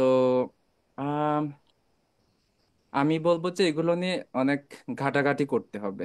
মানে এখন তো আমাদের কাছে পৃথিবী উন্মুক্ত, এগুলো নিয়ে একটু আমি নিজেই এখনো ঘাটাঘাটি শুরু করিনি। আমি অল্প আচ্ছা। জানি এগুলো নিয়ে এখনো। মেবি ভবিষ্যতে যদি আরো কোনো সেশন হয় এগুলো নিয়ে, এর মধ্যে আমিও দেখি কতটুকু কি ইনফরমেশন গ্যাদার করতে পারি। আমার তো আহ, তখন আমি আরো ডিটেলস শেয়ার করতে, আই থিঙ্ক এটা সুতোপাদি আরো ভালোভাবে বলতে পারবে, সুতোপাদি। হ্যাঁ। ধন্যবাদ দিদি, আপনার কাছে জানতে চাইবো। এরাসমাস মুন্ডাস স্কলারশিপের ক্ষেত্রে যে একটা প্লাস পয়েন্ট আমি বলবো সেটা হচ্ছে অনেক স্কলারশিপে আসলে ম্যান্ডেটরি রিকোয়ারমেন্টস থাকে যে পড়াশোনা শেষ করার পরে আমাদেরকে দেশে ফেরত চলে আসতে হবে। কিন্তু এরাসমাস মুন্ডাস স্কলারশিপের ক্ষেত্রে ওই ধরনের কোনো ধরনের বাধ্যবাধকতা আসলে নেই যে আমাদেরকে দেশে ফেরত আসতেই হবে। তো সেক্ষেত্রে কেউ যদি চায় ওনাদের থাকা ওনারা এক্সটেন্ড করতে পারে। তবে সেক্ষেত্রে ওনাদেরকে স্টুডেন্ট পারমিট থেকে, স্টুডেন্ট ভিসা থেকে ওয়ার্ক পারমিট ভিসাতে শিফট করতে হতে পারে। তবে সেই ক্ষেত্রে যেটা হচ্ছে, যেহেতু এটা কোন একটা স্পেসিফিক কান্ট্রিতে আমরা যাচ্ছি না এবং এটা একটা জয়েন্ট মাস্টার্স প্রোগ্রাম, আমাদের রিকোয়ারমেন্টস থাকে যে আমরা বিভিন্ন দেশে যাব। তো ফর এক্সাম্পল আমি 4টা দেশে অথবা 3টা দেশে আমি গিয়েছি এবং তুফান হয়তো বা 4টা দেশে যাবে। তো সেই ক্ষেত্রে যেটা নিয়ম সেই আমাদের যে 4টা দেশে আমরা যাব, সেই ক্ষেত্রে এই 4টা দেশের রিকোয়ারমেন্টস কি সেটা আমরা কিভাবে ফুলফিল করতে পারি, অথবা কিভাবে আমরা ওইখানে ওয়ার্ক পারমিটটা পেতে পারি, ওরকম কিছু ক্রাইটেরিয়া থাকবে এবং ওই ক্রাইটেরিয়া গুলো ফুলফিল করলে মনে হয় থাকা যায়। তবে নিয়ম হচ্ছে যে 4টা দেশে আমরা অ্যাসাইন্ড অ্যাজ এ স্টুডেন্ট, ওই 4টা দেশের ভিতরে যে কোনো একটাতে আমাদেরকে থাকতে হবে যদি আমরা থাকতে চাই। 4টা দেশে ইউরোপিয়ান কান্ট্রি, যেহেতু সেঙ্গেন ভিসা, এখানে যদিও বা আমরা রেসিডেন্স পারমিট নিয়ে ইউরোপের যে কোনো কান্ট্রিতে আমরা ট্রাভেল করতে পারি, বাট আমরা যখন ওয়ার্ক পারমিটের কথা বলছি সেক্ষেত্রে যেই 4টা কান্ট্রিতে আমরা অ্যাসাইন্ড অ্যাজ এ স্টুডেন্ট, সেই 4টা দেশেই কিন্তু আমাদেরকে রিকোয়ারমেন্ট গুলো চেক করতে হবে যে কোন দেশে আমরা এলিজিবল। তো আমার ক্ষেত্রে যেটা হয়েছিল, সেটা যেহেতু আমার হোম ইউনিভার্সিটি ছিল সুইডেন, আমি আসলে এলিজিবল ছিলাম না থাকার জন্য, কারণ সুইডেনে যদি আমি ওয়ার্ক পারমিট অ্যাপ্লাই করতে চাই সেক্ষেত্রে আমাকে 1 বছর সুইডেনে থাকতে হতো, যেটা আমি থাকিনি। আমি শুধুমাত্র 6 মাস থেকেছি, তারপর আমি মুভ করেছি। এবং স্পেনের ক্ষেত্রেও সেম রুলস ছিল, তবে আমি ইংল্যান্ডে থাকতে পারতাম, কারণ আমার ইংল্যান্ডে আমি অ্যাসাইন ছিলাম আমার থিসিসের জন্য, এবং আমার 1 বছরের ভিসা ছিল ইংল্যান্ডে। আমি যদি চাই তাহলে যদি আমার যদি মানে ওরকম প্ল্যান থাকতো, তাহলে আমি হয়তো বা ইংল্যান্ডের ওয়ার্ক ভিসার জন্য, ইউকের ওয়ার্ক ভিসার জন্য আমি অ্যাপ্লাই করতে পারতাম। তবে সেক্ষেত্রে কিছু প্রোজ এন্ড কনস রয়েছে, কারণ এখন আমরা সবাই জানি যে ভিসা পলিসি অনেক স্ট্রিক্ট করে ফেলছে সব জায়গায়। তো সেই ক্ষেত্রে যে প্রবলেমটা হচ্ছিল কি, ইংল্যান্ডে যখন আমরা ওয়ার্ক পারমিট অ্যাপ্লাই করতে যাচ্ছি, ওইটা হচ্ছে গ্যারান্টিড না। ওনারা হচ্ছে দিতেও পারে, নাও দিতে পারে, কারণ মাস্টার্স কমপ্লিট করার পর ইউকে ইউনিভার্সিটি থেকে একটা স্পন্সরশিপ সার্টিফিকেট এরকম কিছু একটা লাগে সম্ভবত, যে ইউনিভার্সিটি যখন স্পন্সরশিপ সার্টিফিকেটটা দেয় তখনই হচ্ছে ওই সার্টিফিকেটটা নিয়ে ওয়ার্ক পারমিটের জন্য অ্যাপ্লাই করা যায়। তো সেই ক্ষেত্রে ইউনিভার্সিটি অনেক সময় এটা দিতেও পারে, আবার নাও দিতে পারে। বিশেষ করে ইরাসমাস মুন্ডাস যারা পড়াশোনা করে, তাদের ক্ষেত্রে ইউনিভার্সিটি আসলে রেসপন্সিবল না ওইটা দেওয়ার জন্য, কারণ মানে আমরা হচ্ছে শুধু একটা সেমিস্টারের জন্য অথবা 2টা সেমিস্টারের জন্য যাচ্ছি ওখানে, ওনারা কিন্তু আসলে পুরাটা রেসপন্সিবল না আমাদের প্রোগ্রামটার জন্য। সেক্ষেত্রে ওনারা দিতেও পারে, আবার নাও দিতে পারে। তো এটা কমপ্লিটলি 50-50 যে স্পন্সরশিপ সার্টিফিকেটটা আমরা পাচ্ছি কি পাচ্ছি না। তো ওই সার্টিফিকেটটা পেলে আসলে ওয়ার্ক পারমিটটা হয়ে যায় ইউকেতে। তো আসলে এটা ডিফারেন্ট কান্ট্রির ডিফারেন্ট রিকোয়ারমেন্টস, এবং এটা কমপ্লিটলি ডিপেন্ড করে কোন কোন জায়গায় আমরা যাচ্ছি, কোন প্রোগ্রামে আমরা অ্যাডমিটেড, অথবা এবং ওই প্রোগ্রামের আন্ডারে কোন কোন কান্ট্রিতে আমরা যাচ্ছি, এবং ওই কান্ট্রির রুলস এন্ড রেগুলেশন কি বলে ওয়ার্ক পারমিটের ক্ষেত্রে। তো আমার মনে হয় যদি আমরা চেক করি যে ওই কান্ট্রিগুলোর রুলস এন্ড রেগুলেশন কি, স্টুডেন্ট পড়াশোনা শেষ করার পর ওয়ার্ক পারমিট পাওয়ার ক্ষেত্রে, তখন সেক্ষেত্রে বেটার হয়। তবে ডেফিনেটলি এটা একটা প্লাস পয়েন্ট যে আমরা বাধ্য না ফেরত আসার জন্য, আমাদের নিজেদের দেশে ফেরত আসার জন্য বাধ্য না, এবং এখানেও কোনো রিকোয়ারমেন্টস নেই। যেমন অস্ট্রেলিয়ান স্কলারশিপে আমি যতটুকু জানি, খুব সম্ভবত পড়াশোনা শেষ করার পরে দেশে ফেরত আসতে হয়, এবং খুব সম্ভবত 2 বছরের মতো বাংলাদেশে অথবা যেই দেশ থেকে যাবেন সেই দেশে সার্ভ করতে হয়, ওরকম কিছু একটা নিয়ম আমি জানি। আমি আসলে ক্লিয়ার না, বাট রাসমাস মুন্ডাস স্কলারশিপের ক্ষেত্রে ওই বাধ্যবাধকতাটা নেই। সেই ক্ষেত্রে মানে if anyone wants to stay there, they feel free. And full time job বা পার্ট টাইম জব ল্যান্ড করার ক্ষেত্রে ভাষাগত দক্ষতাটা কতটুকু জরুরি? যেমন তুফান দাদা বললেন কয়েকটা দেশের ক্ষেত্রে ফ্রান্সে খুবই জরুরি। সেক্ষেত্রে আপনার অভিজ্ঞতা কি বলে ইংরেজির পাশাপাশি কি কি ল্যাঙ্গুয়েজ জানাটা কতটা জরুরি আপনি যে দেশে গিয়েছেন? আমার মনে হয় এটা ইউরোপের প্রত্যেকটা দেশের ক্ষেত্রে একটা অলিখিত নিয়ম, যে যেই দেশেই আমরা চাকরি অ্যাপ্লাই করব সেই দেশের ভাষাটা জানতে হবে। ইংরেজি তো অবশ্যই জানতে হবে, পাশাপাশি সেই দেশের ভাষাটাও একটা অফিসিয়াল ল্যাঙ্গুয়েজ হিসেবে ইউজ করার জন্য সেই অতটুকু পর্যন্ত লেভেলে আপনার ভাষা দক্ষতাটা থাকতে হবে, ওরকম একটা অলিখিত নিয়ম। তো সেই ক্ষেত্রে পার্ট টাইম জবের ক্ষেত্রে আমি যেটা দেখেছি, আমি যদিও বা পার্ট টাইম জবের জন্য অ্যাপ্লাই করিনি, কিন্তু আমি যেটা দেখলাম যে যদিও বা ওনারা বলে যে ইংলিশে কনভারসেশন করতে পারলেও হচ্ছে পার্ট টাইম জবটা অফার করা হবে, বাট সেই ক্ষেত্রে যে কোনো দেশে, সেটা সুইডেন হোক আর স্পেন হোক অথবা ফ্রান্সও, সেক্ষেত্রে ওনাদের ভাষাটা জানলে ওনারা হচ্ছে এক্সট্রা প্রায়োরিটি দেয়। তো ভাষাটা আসলে যেই দেশে যাচ্ছি, যে দেশে থাকার প্ল্যান, যদি কারোর যদি প্ল্যান থাকে ওই দেশে থাকার, ওই ভাষাটা প্রথম থেকে শেখাটা আসলে বুদ্ধিমানের কাজ বলে মনে করি। এবং ওইখানে একটা সুবিধা কি, যাওয়ার সাথে সাথে কিন্তু অনেক সময় ফ্রি কোর্স অফার করে। যেমন সুইডেনে আমাদেরকে ফ্রি কোর্স অফার করা হয়েছিল সুইডিশ শেখার জন্য। এবং আমি আসলে ফিনল্যান্ডের কথা জানি না, বাট স্পেনেও কিন্তু আমাদেরকে স্প্যানিশ শেখার জন্য একটা ফ্রি কোর্স অফার করা হয়েছিল ইউনিভার্সিটি থেকে, যেটা করলে সচরাচর আসলে অনেক টাকা লাগে স্প্যানিশ শিখতে গেলে, যদি কেউ যদি প্রাইভেটলি শিখতে চায়। বাট ইউনিভার্সিটি যখন এটা অফার করে কোনো একটা স্টুডেন্টকে, এটা সচরাচর ফ্রি হয়ে থাকে। সো কেউ যদি ভবিষ্যতে ইরাসমাসে যান এবং কোনো স্পেসিফিক কান্ট্রি থাকে যেখানে আপনারা কনসিডার করবেন থাকার জন্য, তো আমার মনে হয় যে ওই ভাষাটা শেখা একটা বুদ্ধিমানের কাজ যে কোনো ধরনের চাকরির জন্য, কারণ এটা আসলে ওরা অনেক বেশি প্রায়োরিটি দেয়। হুম হুম। ওকে, সো আমার ভয়েস বোধহয় এখনো ভালো মতো শুনতে পাচ্ছেন না অডিয়েন্সরা। So I am trying my best and হচ্ছে কিছু কমেন্টস আমরা নেই কমেন্টস বক্স থেকে। আম, আচ্ছা, বিশ্বরা চাকমা প্রশ্ন করেছেন মিনিমাম আইএলটিএস কত থাকলে ভালো হয়, সিজিপিএ কত লাগে, 3+, ওয়ার্ক এক্সপিরিয়েন্স, বেসিক কোয়েশ্চেন করেছেন। আমরা আই থিঙ্ক অটোমেটিক্যালি আমরা অলরেডি এগুলো কভার করেছি। প্রিয় দর্শক, আপনারা লাইভটি 30 দিন পর শেষ হয়ে যায়, বাট তারপরে যদি আপনারা দেখতে চান, আমাদের একটি ইউটিউব চ্যানেল আছে, আমরা আমাদের সব সেশন সেখানে আপলোড করে থাকি। আপনারা কানেক্টেড থাকেন সেখানে, আপনারা দেখতে পারবেন সবকিছু। আমরা ইতিমধ্যে এই জিনিসগুলো কভার করেছি। আচ্ছা, আমাদের কাছে দুটো কোয়েশ্চেন এসেছে। নার্সিং নিয়ে একজন জিজ্ঞেস করেছেন, আর একজন এমবিএ নিয়ে। যদিও আমাদের আজকের অতিথিদের মধ্যে কেউই এমবিএ বিজনেস ব্যাকগ্রাউন্ড বা মেডিকেল ব্যাকগ্রাউন্ডের না, তারপরে যদি কিছু জানেন এমবিএ অথবা নার্সিং নিয়ে, দাদা।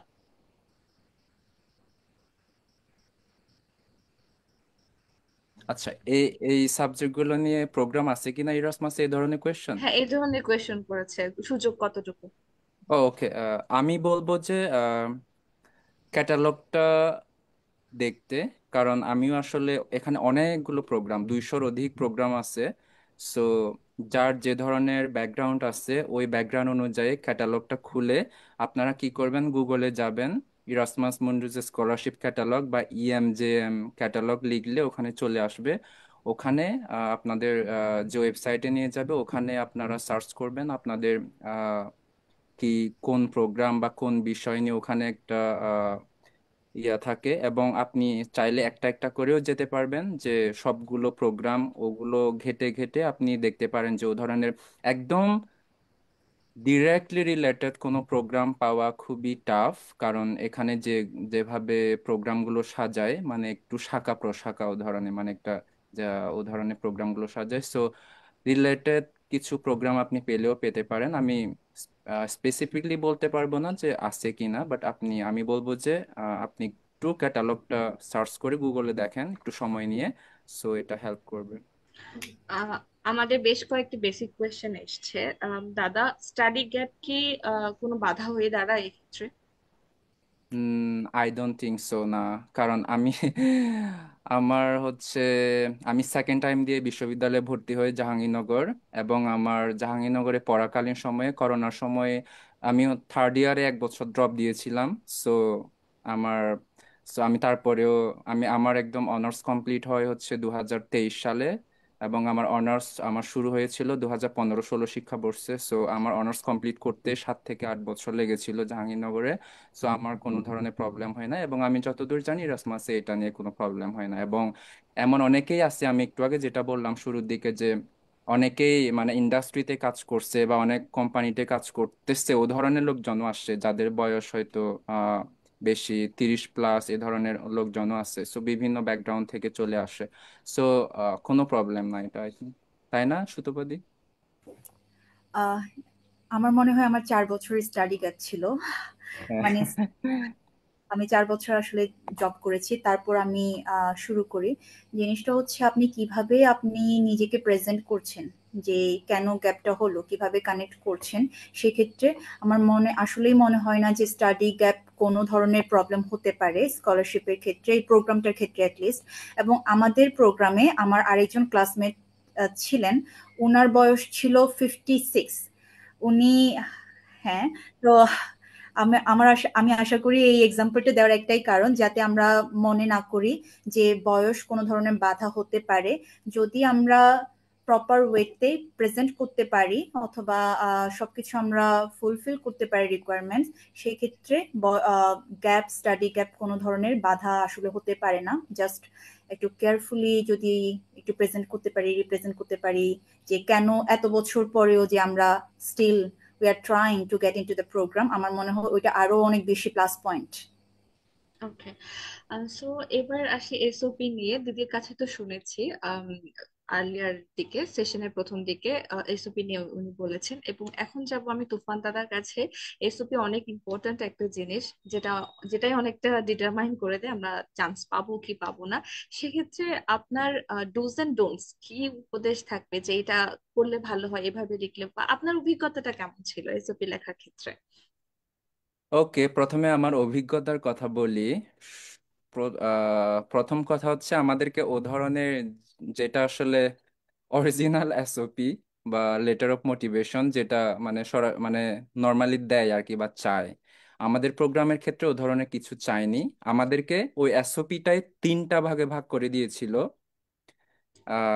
একটা হচ্ছে আমাদের দেখানে একটাতে হচ্ছে 1000 ক্যারেক্টার্সের মধ্যে লেখা, যেখানে আমাকে দেখাতে হবে এই প্রোগ্রামে অ্যাপ্লাইয়ের জন্য আমার ইন্সপিরেশন কি ছিল। হ্যাঁ, তারপর আরেকটা ছিল এই ধরনের যে আমরা যে ফাইনাল প্রজেক্টটা করব এখানে এসে, ওই ফাইনাল প্রজেক্টের কাজটা কি নিয়ে হবে, আমি কি নিয়ে করতে চাচ্ছি, এবং এটা আহ, এবং আরেকটা সেকেন্ড ছিল যে আমি এই প্রোগ্রাম থেকে এই ইনস্টিটিউশনগুলো থেকে কি এক্সপেকটেশন আছে আমার, আমি কি কি শিখতে চাই। সো আমাদেরকে এই তিনটা ভাগে আমাদেরকে ভাগ করে দিয়েছিল, এবং প্রত্যেকটা পেপারের জন্য আমাদেরকে 1000 ক্যারেক্টার্সের মধ্যে আমাদেরকে লিখতে হয়েছিল। সো কিন্তু এসওপি, ওইটাই এসওপি মূলত আমাদের। সো আমি বলবো যে এসওপি খুবই খুবই ইম্পর্ট্যান্ট, এবং আহ, প্রথম কথা হচ্ছে সৎ থাকা।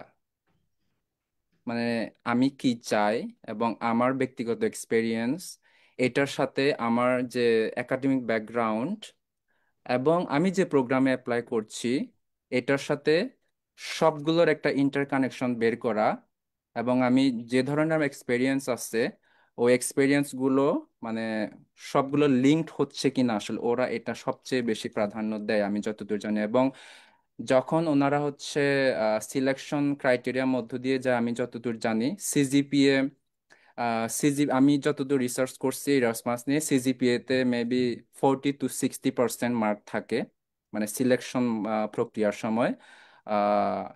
সো খুবই ইম্পর্ট্যান্ট এটা সিজিপিএ। অনেক সময় আমরা হুট করে বলে ফেলি যে সিজিপিএ একদমই ম্যাটার করে না, কিন্তু একটা স্ট্যান্ডার্ড ধরে রাখা ভালো। কিন্তু এমন না যে তার মানে আমাকে হাই স্ট্যান্ডার্ড স্টুডেন্ট হতে হবে, কিন্তু এমনও না যে আমাকে হচ্ছে লাইক 3 পয়েন্টের নিচে আমার সিজিপিএ, মানে তখন একটু মানে ওখানে একটা থাকে যে ওখানে যে কোনো প্রোগ্রামে ওখানে লেখা থাকে যে আমার আসলে মিনিমাম কত রিকোয়ারমেন্ট থাকে আমার। আমি যতদূর জানি 3 পয়েন্টের নিচে ও ধরনের কোনো কিছুই ছিল না, আমি দেখি নাই, বাট থাকলেও থাকতে পারে, এগুলো একটু ঘাটাঘাটি করতে হবে। তো এসওপির ক্ষেত্রে 10 to 20% আমি যতদূর জানি যে ইরাসমাসের ক্ষেত্রে ওনারা মার্কিং এর ক্ষেত্রে ওরা হচ্ছে ইয়া করে। সো এসওপি খুবই ইম্পর্ট্যান্ট, এবং এসওপি তে হচ্ছে এসওপি লেখার সময় অনেকে চ্যাট জিপিটি ইউজ করতে পারে। আমি বলবো যে না, চ্যাট জিপিটি ইউজ করা ভালো না। মানে প্রথম কথা হচ্ছে চ্যাট জিপিটি ইউজ করলে মানে যখনই আমরা চ্যাট জিপিটি দিয়ে কিছু একটা লিখতে যাব, তখন এটা অলরেডি আর্টিফিশিয়াল হয়ে যাচ্ছে, এবং আমাদের যে ভিতরের কথাগুলো আমি আসলে কি জন্য চাচ্ছি ওইটা আসলে ওনারা বুঝতে পারে। ওনারা অনেক হাজার হাজার ওরা এসওপি পড়ে। সো এটা খুবই সহজ ওনাদের কাছে যে কোনটা আসলে ভিতর থেকে কেউ একজন লিখছে, কেউ জাস্ট অ্যাপ্লাই করার জন্য হুদায় আন্দাজে কিছু লিখছে। সো এটা খুবই সহজ ওনাদের কাছে। সো চ্যাট জিপিটি ইউজ করতে আমি মানা করব সবাইকে, একটু সৎ থাকার জন্য। এবং আমি আমার পার্সোনাল এক্সপিরিয়েন্স থেকে বলতে পারি, আমি যেহেতু যে কাজগুলো করি, আমি আমি ভিজুয়াল আর্টিস্ট হিসেবে কাজ করি। সো আমার ইন্সপিরেশনগুলো আমি একদম শর্ট, মানে আমি আমি কেন আর্ট নিয়ে পড়ালেখা করছি, এবং আমি কেন আর্ট প্র্যাকটিস করি, এবং আমি কেন অ্যানিমেশন নিয়ে এখন পড়ালেখা করতে চাচ্ছি, হায়ার স্টাডিজ মাস্টার্স ইউরোপে কেন আসতে চাচ্ছি। সো আমি আমি খুবই ক্লিয়ার আমার জায়গা থেকে। সো আমি ওগুলোই লিখেছি যে আমাকে এই জায়গাটা আমাকে ইন্সপিরেশন দিয়েছে, এই জায়গার জন্য আমি ভবিষ্যতে এই কাজগুলো করতে চাই। আমি যদি এই প্রোগ্রামে আমি যদি সিলেক্টেড হই, আমি যদি অ্যাকসেপ্টেড হই, আমি এই কাজগুলো আমি করতে পারবো বলে আমার মনে হয়। এই ধরনের বিষয়গুলো মানে সবগুলোর সাথে লিঙ্কড করা। এবং আমি আমার একাডেমিক ব্যাকগ্রাউন্ড এই ছিল, আমি একাডেমিক ব্যাকগ্রাউন্ডের বাইরে আমি এগুলো করেছি, ওগুলোর সাথে রিলেটেড, ঘুরে ফিরে ওগুলো মানে লিঙ্কড করা, এক একটার সাথে এক একটা লিঙ্কড করা। সো আই থিঙ্ক এসওপি লেখার ক্ষেত্রে এটা খুবই ইম্পর্ট্যান্ট। ফার্দার ইনফরমেশন সুতপাদি আরো ভালো বলতে পারবে এসওপির ক্ষেত্রে। ও উনি অনেক উনি উনি তো বলেইছেন। সো আই থিঙ্ক এটা খুবই ইম্পর্ট্যান্ট যে শর্ট থাকা। তারপরও সুতপাদি যদি আরো কিছু অ্যাড করা থাকে আপনি বলতে পারেন। আহ, তুফান, তুমি হয়তোবা সবকিছু কভার করেছো। আমি কমপ্লিটলি এগ্রি করি যে honesty and hmm. Chat GPT use না করা। আরেকটা জিনিস হচ্ছে, যখন আমরা এসওপিটা লেখা শুরু করি, আমি অনেক সময় রিকোয়েস্ট পাই যে তোমার এসওপিটা আমাকে একটু দাও, আমি একটু পড়ে দেখি। And I recommend not to do that. কেন বলছি? আহ, আমরা হয়তো বা একটা আইডিয়া নেওয়ার জন্য কারোর কাছ থেকে একটু এসওপি চাই, কিন্তু সেটা কিন্তু আমাদেরকে সামহাও ইনফ্লুয়েন্স করে যে আমার এসওপিটা কিভাবে সাজাবো।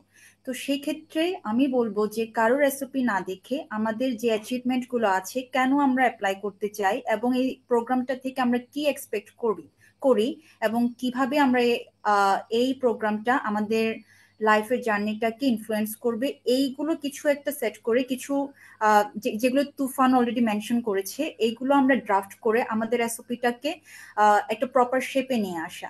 আরেকটা জিনিস, যখন আমরা এসওপি লিখি, তখন যেহেতু এখন গ্লোবালাইজড ওয়ার্ল্ড এবং সিএইচটি হায়ার স্টাডিজ গ্রুপের মতো অনেক গ্রুপ হবে আশা করি, যেটা একটা খুবই ভালো ইনিশিয়েটিভ। আমরা জানি যে অনেকেই অলরেডি বাইরে পড়াশোনা করতে যাচ্ছে, গিয়েছে, পড়াশোনা করছে, কেউ শেষ করেছে হয়তো বা এরকম কিছু। তো তাদেরকে একটু রিচ আউট করেন আপনারা যারা এসওপি লিখবেন, এবং রিকোয়েস্ট করেন যাতে রিভিউ করাতে পারেন আপনাদের এসওপিটা। কারণ আমরা জানি অনেক সময় আমরা যখন এসওপিটা লিখতে যাই তখন হয়তো বা একবারে পারফেক্ট হয় না। তখন কেউ যদি আমাদেরকে এসওপিটা রিভিউ করিয়ে দেয়, তখন সেক্ষেত্রে কিন্তু ভুল ত্রুটিগুলো একটু দেখানো লাগে, মানে দেখতে পারি আমরা যে এই জিনিসগুলো আমরা হয়তো বা আরো একটু ইমপ্রুভ করতে পারি। তো যতবার রিভিউ করাবো তত বেশি আমাদের এসওপিটা মানে পারফেক্ট হবে, আমি বলবো তত বেশি চান্স থাকে যে স্ট্যান্ড আউট করার, যে অন্য অ্যাপ্লিকান্টসদের থেকে। এবং আমি মনে করি যে শুধু একজন থেকে রিভিউ না করিয়ে কয়েকজন থেকে রিভিউ করালে আরো বেটার রেজাল্ট আসে। কারণ এক একজনের পার্সপেক্টিভ এক এক রকমের থাকে, এবং যখন আমরা অনেকগুলো এক্সপার্টাইজ রিভিউ আমরা যখন পাই, এবং ওইগুলো যখন আমরা আমাদের এসওপিটাতে দেখে যখন আমরা রিভিউ গুলো পাবো, তখন আমরা বুঝতে পারবো যে কোনটা আমরা অ্যাকসেপ্ট করব, কোনটা আমরা অ্যাকসেপ্ট করব না। তো সেই ক্ষেত্রে আমরা যদি 2-3টা রিভিউ পাই 2-3 জন থেকে, আমাদের ক্ষেত্রে এটা অনেক ভালো হয় যে ডিসাইড করার জন্য যে আমরা কোন জিনিসটা অ্যাড করতে চাই আর কোন জিনিসটা আমরা অ্যাড করতে চাই না। আরেকটা জিনিস হচ্ছে যে ওই যে যেটা বললাম যে কাউকে দিয়ে এসওপি না লেখানো অথবা কারোর এসওপিটা না দেখা।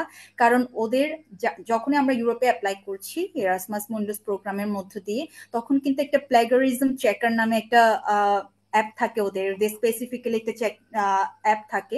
তো যখনই আমরা হয়তোবা কারো থেকে ধার নিয়ে কোথাও কিছু লিখে যখনই আমরা একটা অ্যাপ্লিকেশন সাবমিট করছি, ডেফিনেটলি ধরা খাওয়ার চান্সটা 100%। এবং সেই সাথে আরেকটা জিনিস থাকে যে ব্ল্যাকলিস্টেড হওয়া। হয়তোবা আমরা যদি নিজ থেকে একটা এসওপি লিখি, সেক্ষেত্রে আমরা যদি সিলেক্টেড না হই, পরের বার কিন্তু আমরা আরো প্রিপারেশন নিয়ে আরো ভালো একটা অ্যাপ্লিকেশন সাবমিট করতে পারবো। কিন্তু যখনই আমরা ব্ল্যাকলিস্টেড হয়ে যাব, তখনই সেই ক্ষেত্রে আমরা কিন্তু চান্সটাকে একদমই এলিমিনেটেড করে দিচ্ছি যে আমরা হয়তোবা ওই ক্ষেত্রে আমরা এন্টারিয়ার করতে পারবো না ওই প্রোগ্রামটাতে। এবং যেহেতু ইরাসমাস মুন্ডুস হচ্ছে ওদের একটা অ্যাফিলিয়েটেড প্রোগ্রাম, সবাই ইন্টারকানেক্টেড থাকে, একটা দেশের সাথে আরেকটা দেশ, একটা প্রোগ্রামের সাথে আরেকটা প্রোগ্রাম। তো এখানে হাই চান্সেস থাকে যদি আমরা প্লেগারাইজ কোনো কিছু সাবমিট করি অথবা চ্যাট জিপিটি এআই রিটেন কোনো কিছু আমরা সাবমিট করি, তো সেক্ষেত্রে পুরোপুরি প্রোগ্রামটা থেকে হয়তোবা আপনারা ভাবতে পারেন যে আচ্ছা আমি এই প্রোগ্রামে আমি হয়তোবা ব্ল্যাক লিস্টেড হলাম, আমি আরেকটা প্রোগ্রামে অ্যাপ্লাই করতে পারি। তো এখানে আসলে ওই চান্সেসটাও থাকে না।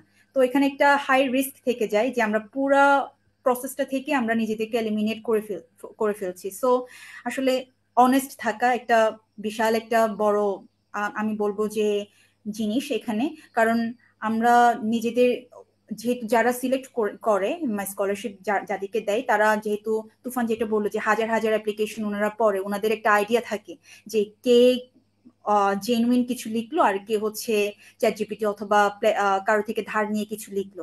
সেক্ষেত্রে আমার মনে হয় যে ওইগুলোতে আমরা না যাওয়াই ভালো।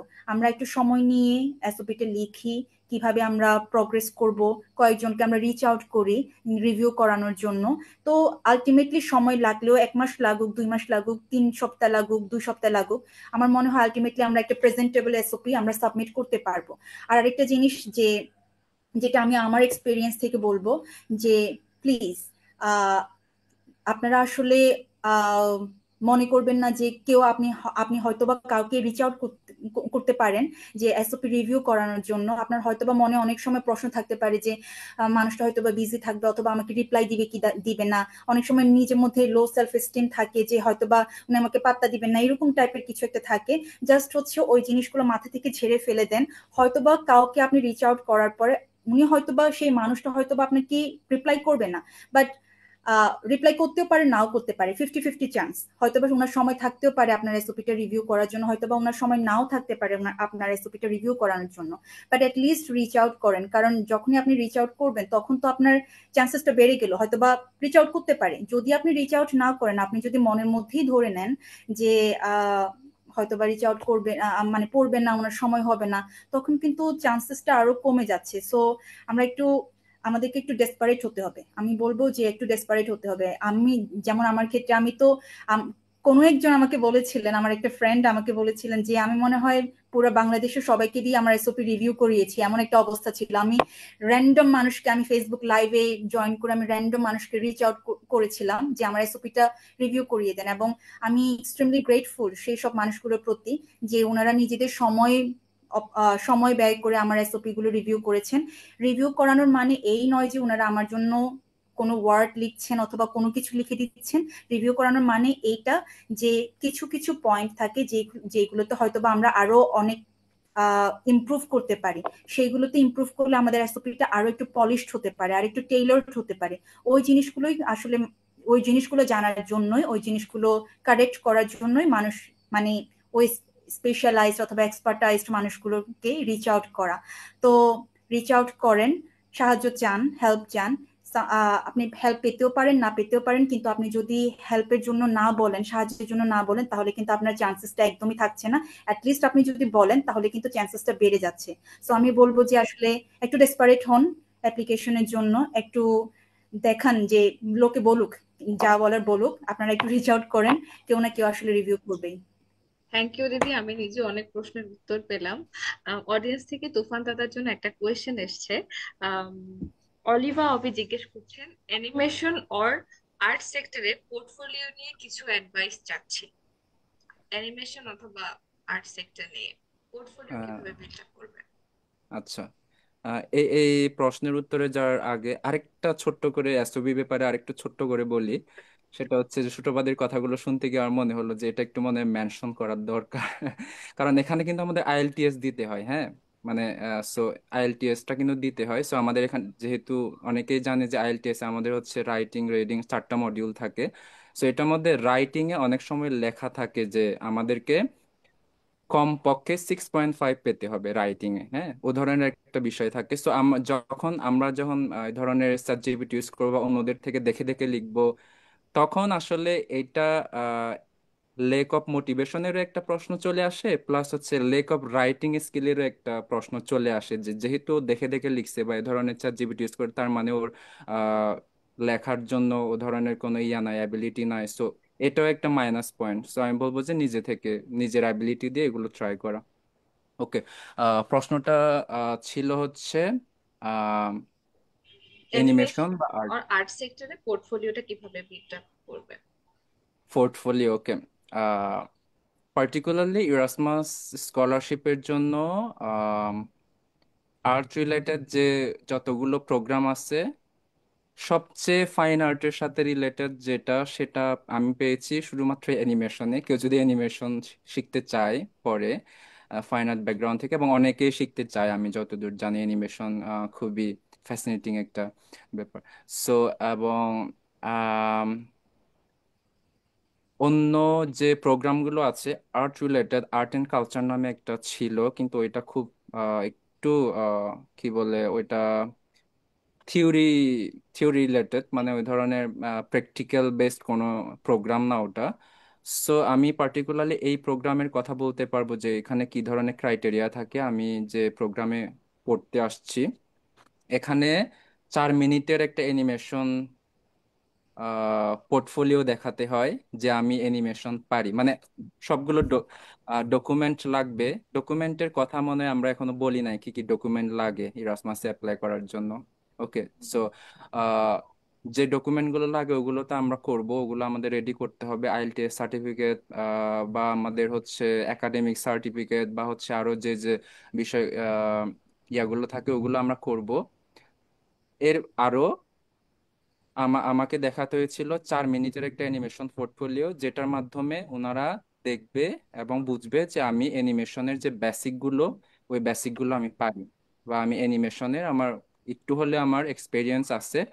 সবগুলো দিক বিবেচনা করে ওনারা আসলে আমার অ্যানিমেশন গুলো, আমি বলবো না যে একদম প্রফেশনাল অ্যানিমেশন, কারণ আমার কোনো ধরনের প্রফেশনাল ব্যাকগ্রাউন্ড ছিল না। আমি নিজে থেকে ইলাস্ট্রেশন করতে করতে অ্যানিমেশন নিজে নিজে করেছি, যেগুলো আমি ইউটিউব থেকে শিখেছি বা অন্য দেখে দেখে ও ধরনের। সো ওই অ্যানিমেশন গুলো দিয়ে আমি একটা 4 মিনিটের একটা পোর্টফোলিও বানিয়েছিলাম, যেটা অ্যাকসেপ্টেড করেছে। সো ভয় পাওয়ার কিছু নেই। আমি বলবো যে ইরাসমাসের ক্ষেত্রে যদি কেউ অ্যানিমেশন বা এই প্রোগ্রামে অ্যাপ্লাই করতে চায়, যদি সফটওয়্যার রিলেটেড বা কোনো ধরনের প্রফেশনাল ব্যাকগ্রাউন্ড থাকে, খুবই ভালো, খুবই ভালো, খুবই ভালো। আমি বলবো না যে এগুলো দরকার নাই, খুবই ভালো। কিন্তু এগুলো না থাকা মানে এই না যে আহ, যোগ্যতা নাই। হ্যাঁ, আমি আমি আমি আমি একটা প্রুফ। আমার আমার কোনো ধরনের ও ধরনের এক্সপিরিয়েন্স ছিল না, কিন্তু আমি যেগুলো করি ওগুলো দিয়ে অ্যাপ্লাই করেছি এবং ওনারা আমাকে অ্যাকসেপ্ট করেছে। সো এগুলো নিয়ে ভয় পাওয়ার কিছু নেই। তবে ফাইন আর্ট ব্যাকগ্রাউন্ড খুবই হেল্প করে এখানে আসার জন্য, অ্যানিমেশনটা পড়ার জন্য, কারণ এখানে যেহেতু সবগুলো আঁকাআঁকির সাথে রিলেটেড, এবং ড্রয়িং পেইন্টিং এই বিষয়গুলো নিয়ে যদি একটু পড়ালেখা থাকে, ব্যাকগ্রাউন্ডের বিষয় থাকে, তখন অনেক যেহেতু অ্যানিমেশন মানে এই না যে শুধু অ্যানিমেশন বানাতেই থাকবো, এখানে অনেকগুলো বিষয় নিয়ে পড়ানো হয়। সো এগুলো অনেক কাজে দেয়। আমি জানি না প্রশ্নটার সরাসরি উত্তর দিতে পেরেছি কিনা। আই থিংক অলিভা অলি তার উত্তর পেয়ে গেছেন। আমরা সময় মোটামুটি শেষ প্রান্তে চলে এসেছি তো। আহ, একটু ব্রিফ করে জানতে চাই, ডকুমেন্টস নিয়ে যেহেতু কথা হচ্ছে, আমরা এসওপি নিয়ে কথা বললাম, বাট যে বেসিক ডকুমেন্টস গুলো সবখানে লাগে, আইএলটিএস থেকে শুরু করে সবকিছু। আমি একটু এলওয়ার নিয়ে কথা বলতে চাই। এলওয়ার তো নিজে থেকে লিখি না, টিচাররা দিয়ে দেয়। সেক্ষেত্রে কোন টিচারদের বা কেমন টিচারদের এলওয়ার নেওয়া ভালো, বা বা সম্পর্কটা কিভাবে করবো, কিভাবে যাবে, এটা যদি ছোট্ট করে একটু ব্রিফলি বলতেন দাদা। ও, আমি এলওয়ার নিয়ে, হ্যাঁ, আপনি আপনার কাছে এসো। এলওয়ার নিয়ে আমাদের অনেকেরই অনেক ধারণা থাকে যে এলওয়ার, আমি যখন রিকমেন্ডেশন লেটার নিব, অনেকেই মনে করে যে আমাদের কোনো বড় কোনো টিচার থেকে, যিনি অনেক হাই রেপুটেটেড, এ ধরনের টিচার থেকে নেওয়া লাগবে। হ্যাঁ, এ ধরনের কোনো ব্যাপার না আসলে, এগুলো একটু ভুল ধারণা। আমি যেটা জানি সেটা হচ্ছে, এবং আমি ওইটাই করেছি, আমার ইউনিভার্সিটি থেকে আমি যাদের যে টিচারগুলোর সাথে কানেক্টেড ছিলাম, ওনাদের ওনাদের কাছ থেকে আমি ওনাদেরকে অ্যাপ্রোচ করেছি যে স্যার আমার আমি এই স্কলারশিপের জন্য অ্যাপ্লাই করছি, এবং they know very well that আমি কি কাজ করি, কি ধরনের কাজ করি, এবং আমি ওনাদেরকে আমার প্রোগ্রাম সম্পর্কে প্রোগ্রামের লিঙ্ক দিয়েছিলাম যে এ ধরনের প্রোগ্রাম, এবং আমি যেহেতু ফাইনাল ব্যাকগ্রাউন্ড থেকে, সো ওনাদেরকে এই বিষয়গুলো জানানো। আমি আমার সাথে যে টিচারগুলোর কানেকশন আছে, ওই টিচার, ওনাদের কাছে যদি আমি এই ব্যাপারটা ভালোভাবে বুঝিয়ে দিতে পারি, ওনারা আমার জানা মতে আমি যাদের কাছ থেকে নিয়েছি ওনারা একদমই ধীমান স্যার, আমি নাম ধরে বলতেছি ধীমান স্যারকে, কারণ ধীমান স্যার এত সুন্দর করে আমার এলওয়ার লিখে দিয়েছিলেন উনি। সো উনি খুবই গ্রেটফুল থাকবো ওনার প্রতি। সো এই ধরনের আর কি যে আহ, এমন না যে অনেক কি বলে বড় বড় টিচারদের কাছ থেকে নেওয়া লাগবে, কিন্তু যিনি আমার আমার সম্পর্কে জানেন, আমার কাজ সম্পর্কে জানেন, এবং আমার এ ধরনের টিচারগুলোকে অ্যাপ্রোচ করা যে ওকে স্যার, আমি প্রোগ্রামের জন্য অ্যাপ্লাই করছি, সো এ ধরনের। এবং বাংলাদেশে আরেকটা দেখা যায় যে অনেক সময় আমাদেরকে নিজেরা লিখে হচ্ছে এসওপি এলওআর গুলো হচ্ছে লিখতে হয়, এবং টিচারদের কাছ থেকে সাইন করাতে হয়, মানে সবগুলো নিজেরা লিখবো, তারপর সিগনেচারটা খালি টিচারদের থেকে নেওয়া হয়। সো এটা আসলে ভ্যারি করে টিচারদের কাছে সময় থাকে কিনা, কারণ ওনারা অনেক ব্যস্ত মানুষ। সো এর জন্য বলবো আগে থেকে রিচ আউট করা টিচারদের কাছে, যে যখন দেখা গেল অনেকে দৌড়াদৌড়ি করে লাস্টের দিকে এসে তখন সময় হয় না, সো অনেকগুলো ইয়া থাকতে পারে তখন এলওয়ারটা একটু ইয়া হয়ে যায়। সো আমি বলবো প্রত্যেকটা সেকশন, আইএলটিএস হোক, সেটা হচ্ছে আমার একাডেমিক রেজাল্ট হোক, আমার এসওপি হোক, সবগুলোকে সমান গুরুত্ব দিই। এমন না যে আমি শুধু আইএলটিএস এ 8 9 পাবো আর বাকিগুলোতে এমনি হাত পা ছড়াই দিয়ে থাকবো। নো, সবগুলোতে সমান গুরুত্ব দিতে হবে। ওকে, সো উত্তর পেয়ে গেলাম। এবং স্পিকিং অফ ডকুমেন্টস, দিদির কাছে যাব। দিদি যেহেতু রিসার্চ বেসড মাস্টার্স করেছেন আপনি, এক্ষেত্রে কি আপনার কোনো পাবলিকেশন ছিল, বা পাবলিকেশনের রিকোয়ারমেন্টসটা কিরকম থাকে? না, আমার আমার আসলে কোনো ধরনের পাবলিকেশন ছিল না, এবং পাবলিকেশনের ওইরকম কোনো রিকোয়ারমেন্টস তো আমার প্রোগ্রাম থেকে করা হয়নি। সেক্ষেত্রে মানে ওই জিনিসটা আবারও আসছে যে আসলে এটা প্রোগ্রাম টু প্রোগ্রাম ভ্যারি করে। আমি এমন অনেক প্রোগ্রাম দেখেছি যে এখানে পাবলিকেশন থাকা লাগে, বাট আমার ক্ষেত্রে পাবলিকেশনের কোনো রিকোয়ারমেন্টস ছিল না, এবং আমার কোনো পাবলিকেশনও ছিল না।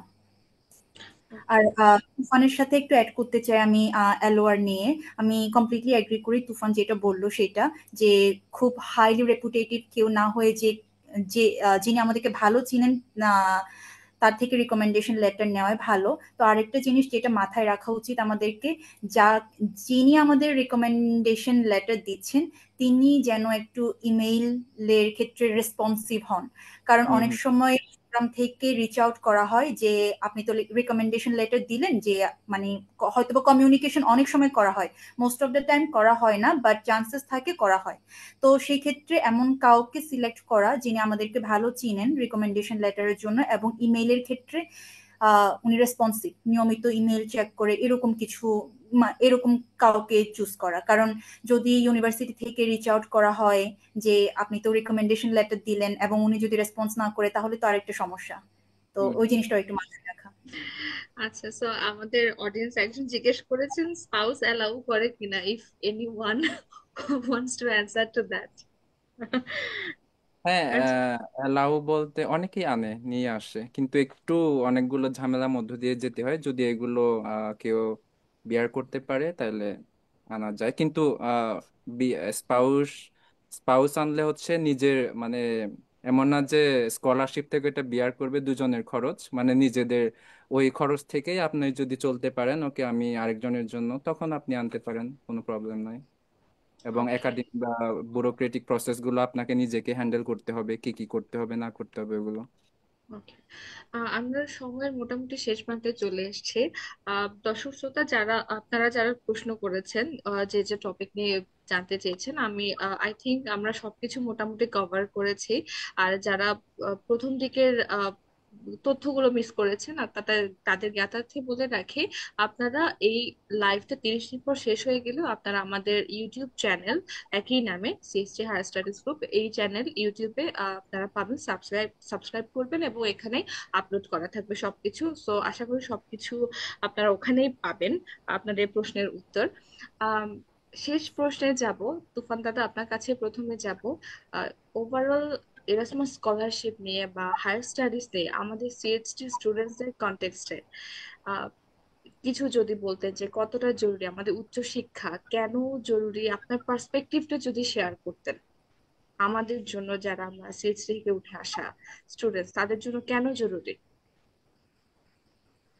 আম, আমি বলবো যে এই সময়টাতে খুবই খুবই জরুরি। এই সময়টাতে অনেকেই বাইরে হায়ার স্টাডিজ নিয়ে পড়তে আসার জন্য একটু ডিমোটিভেট করতে চায়, অনেকগুলো কারণে আই নো। বাট তারপরেও আমি বলবো যে আহ, অনেকগুলো অপরচুনিটিস আছে আমাদের জন্য, যেগুলো আমরা not only personal life growth করতে পারবো, আমাদের প্রফেশনাল লাইফ এবং আমাদের পুরা যেমন আমি যে প্রোগ্রামের জন্য আসছি, আমি যদি এখন ভালো মতো একটা অ্যানিমেশন বানাতে পারি, সো এটা আমি এমন না যেমন নিজের কোনো পার্সোনাল অ্যানিমেশন বানাচ্ছি, নিজের পার্সোনাল প্রজেক্ট করছি। এটা আমি আমার কমিউনিটিকে ধারণ করে, যেহেতু আমি ও বিষয়গুলো নিয়ে কাজ করি, সুতপাদি হিউম্যান রাইটস নিয়ে পড়ালেখা করছেন, সো আমরা এই বিষয়কে হাইলাইট করতে পারবো আরো ব্রডার কোনো প্ল্যাটফর্ম। সো আই থিঙ্ক এগুলো তো আছেই, প্লাস পড়ালেখা বিষয়টা আমি বলবো যে আহ, এটা সবারই ট্রাই করা দরকার, একটু ইউরোপে বা ওনাদের যে পড়ালেখার সিস্টেমগুলো এখানে কি সুন্দর, কি সবগুলো হচ্ছে কি সিস্টেমেটিক, কি সুন্দরভাবে ওনারা মেনটেন করেন, এগুলো দেখার জন্য হলেও, এগুলো শেখার জন্য হলেও, নট অনলি যে আমি একটা যে কোনো পার্টিকুলার প্রোগ্রামে পড়তে আসছি ওই প্রোগ্রামটা নিয়েই শেখার জন্য আসবো, বাট এগুলোর বাইরেও ওনাদের পরিবেশগুলো, কালচারগুলো, এই যে এডুকেশনাল যে কালচার, ওনারা কি ধরনের কিভাবে পড়ালেখাগুলো শেখান টিচার স্টুডেন্টদেরকে, এবং ওনাদের সাথে কিরকম ইন্টারাকশনে যান, এগুলো দেখার জন্য, পরিবেশগুলো দেখার জন্য, বোঝার জন্য আই থিঙ্ক বাইরে আসা, এটাও একটা ইম্পর্টেন্ট ব্যাপার। তারপরে আর কি, আহ সুতোপাদি যদি বলেন কিছু, আমার হ্যাঁ, মাথা। শতপা দিদির কাছেও জানতে চাইবো একই প্রশ্ন তার কাছে। আহ, আমি যদি আমাকে যদি বলতে হয় যে কেন আসলে আমাদের সিএইচটি থেকে বাইরে যাওয়া দরকার, তবে আমি একটা ওয়ার্ড ইউজ করব, রিপ্রেজেন্টেশন। হুম হুম আমার মনে হয় আহ, আমাদের যারা আমরা বাইরে পড়তে যেতে চাই, এটা শুধু একটা ইন্ডিভিজুয়াল জার্নি না, শুধু নিজের জন্য যাচ্ছি, নিজের গ্রোথটাকে কাজে লাগাচ্ছি। ডেফিনেটলি এটা একটা এটা তো অবশ্যই মেইন একটা টার্গেট থাকে যে আমরা নিজেদের লাইফটাকে আরো ইমপ্রুভ করব, নিজেদের গ্রোথটাকে আরো ইমপ্রুভ করব। বাট সেটার বাইরেও যেটা আমি মনে করি সেটা হচ্ছে রিপ্রেজেন্টেশন। কারণ আমরা বাংলাদেশ খুবই আন্ডার ডেভেলপড একটা কান্ট্রি, আমরা এখানে থাকি, এবং যখন আমরা জানি যে আমরা সিস্টেমেটিক্যালি ডিপ্রাইভড সবসময়, এবং আমাদের আসলে ওরকম রিপ্রেজেন্টেশন কিন্তু ইন্টারন্যাশনাল প্ল্যাটফর্মে কিন্তু ওরকম হয় না। তো মোস্ট অফ দ্য টাইম যেটা হয় সেটা হচ্ছে অনেক সময় যে ভায়োলেশনস গুলো হয়, যে বৈষম্যগুলো আমরা ফেস করি আমাদের দেশের ভিতরে, এই রিপ্রেজেন্টেশন না থাকার কারণে কিন্তু আউটার ওয়ার্ল্ড জানেই না যে বাংলাদেশে ইন্ডিজিনাস কমিউনিটিস আছে, এবং আমরা যে ধরনের প্রবলেমগুলো ফেস করছি, এরকম প্রবলেম এক্সিস্ট করতে পারে, এইগুলো কিন্তু বাইরের মানুষের কোনো ধারণাই থাকে না। তো আমি যেটা, আমার পার্সোনাল এক্সপিরিয়েন্স যেটা বলে সেটা হচ্ছে, আমি যে যাচ্ছি বাংলাদেশ থেকে, একে তো হচ্ছে খুবই ছোট একটা আন্ডার ডেভেলপড কান্ট্রি, যেখানে অনেক ধরনের ইস্যু হচ্ছে প্রতিনিয়ত। সেখানে হয়তোবা আমাদের ইস্যুগুলো ন্যাশনাল লেভেলে যেগুলো হচ্ছে সেগুলো অনেক ফ্লোর পাচ্ছে ইন্টারন্যাশনাল মিডিয়াতে, ইন্টারন্যাশনাল প্ল্যাটফর্মে, কিন্তু আমরা যেগুলো ফেস করছি সেগুলো সামহাও কিন্তু ঢেকে রাখা হচ্ছে। একটু প্রকাশ করা হলেও, প্রেজেন্ট করা হলেও কিন্তু আহ কিভাবে বলবো জিনিসটা, মানে একটু প্রপারলি পলিশ, হচ্ছে না। হ্যাঁ প্রপারলি হচ্ছে না, একটু পলিশ করে প্রেজেন্ট করা হচ্ছে। আর যারা হয়তো বা আমাদের জন্য রিপ্রেজেন্ট করছেন, ফরেনার অনেকেই আমাদের জন্য রিপ্রেজেন্ট করছেন, করে আসছেন ডেফিনেটলি, কিন্তু ওনারা হচ্ছে যেহেতু ওনাদের লিভড এক্সপিরিয়েন্স নেই, সেক্ষেত্রে প্রপারলি আমাদেরকে রিপ্রেজেন্ট করা হচ্ছে না। তো আমার ক্ষেত্রে যেটা আমি বলবো সেটা যে আমি যাচ্ছি, সিএইচটি থেকে যে কেউ যাক, আমরা যে যাচ্ছি, আমরা যখনই একটা ইন্টারন্যাশনাল প্ল্যাটফর্মে যাচ্ছি তখনই কিন্তু আমরা বলছি যে I'm from Bangladesh, I'm representing Bangladesh, এবং তখনই কিন্তু আমাদের একটা কোয়েশ্চেন করা হয়, you don't look like Bangladeshi. People. And তখনই কিন্তু ওই জিনিসটা অটোমেটিক্যালি চলে আসে যে আমি একটা ইন্ডিজিনাস কমিউনিটি থেকে বিলং করি এবং আমাদেরকে রিপ্রেজেন্ট করা হয় না। আমি আমার ইন্ডিজিনাস কমিউনিটিকে রিপ্রেজেন্ট করছি, আমাদের ইন্ডিজিনাস কমিউনিটি এই ভায়োলেশন হচ্ছে, ওইটা হচ্ছে। তো এই যে রিপ্রেজেন্ট করার একটা অপরচুনিটি যে আমরা পাচ্ছি, আমরা 4টা দেশে যাচ্ছি, হয়তো বা আমরা পড়াশোনার জন্য যাচ্ছি 4টা দেশে, কিন্তু আমরা যে এর বাইরেও আমাদের যে একটা ট্রাভেল একটা অপরচুনিটি থাকে, ট্রাভেলিং এর অপরচুনিটি থাকে, সেখানে আমরা অনেক মানুষের সাথে কানেক্টেড হওয়ার, নেটওয়ার্কিং করার একটা অপরচুনিটি থাকে। এই যে প্রত্যেকটা মানুষকে জনে জনে গিয়ে বলা যে আমি বাংলাদেশ থেকে একটা ইন্ডিজিনাস কমিউনিটি থেকে বিলং করি, সেটাও কিন্তু অনেক বড় ধরনের রিপ্রেজেন্টেশন। এবং আরেকটা জিনিস যে এই নেটওয়ার্কটা আসলে অনেক ক্ষেত্রে কাজে লাগে। আপাত দৃষ্টিতে হয়তো বা মনে হয় কি যে হ্যাঁ যাচ্ছি বলছি কোনো কাজে আসছে না, এরকম আসলে কিন্তু না। সেক্ষেত্রে আমি প্রমাণ পেয়েছিলাম কি, আমি যখন 1 বছর আগে যখন জুলাইয়ের পরে যে আমাদের কমিউনাল অ্যাটাকটা হলো আমাদের উপর, তখন কিন্তু আমাদেরকে এক ধরনের বিচ্ছিন্ন করে রাখা হয়েছিল without any electricity or not electricity, network, internet, কোনোভাবে আমরা আসলে কানেক্টেড হতে পারছিলাম না। তো সেক্ষেত্রে আমি বলবো যে আমার এই নেটওয়ার্কিং স্কিলটা, নেটওয়ার্কিং অ্যাবিলিটি যে আমি যে একটা প্ল্যাটফর্ম পেয়েছিলাম, ওটা অনেক কাজে লেগেছে। লাকিলি ওই সময়ে আমি একটা অর্গানাইজেশনের সাথে জড়িত ছিলাম, আমি ইন্টার্নশিপ করছিলাম নেদারল্যান্ডসের রিমোটলি। তো আমি ওইখানে রিপোর্ট করি যে বাংলাদেশে এই একটা প্রত্যন্ত একটা রিমোট এরিয়াতে এই ইনসিডেন্ট গুলো হচ্ছে, অ্যান্ড আমার হচ্ছে একটা পাবলিকেশন দরকার, একটা নিউজ আমাকে পাবলিশ করতে হবে। তো ইমিডিয়েটলি, যেহেতু এটা হিউম্যান রাইটস বেসড অর্গানাইজেশন ছিল, 1 ঘন্টার ভিতরে ওরকম একটা পাবলিকেশন অথবা আর্টিকেল ওইটা পাবলিশ হয়ে যায়।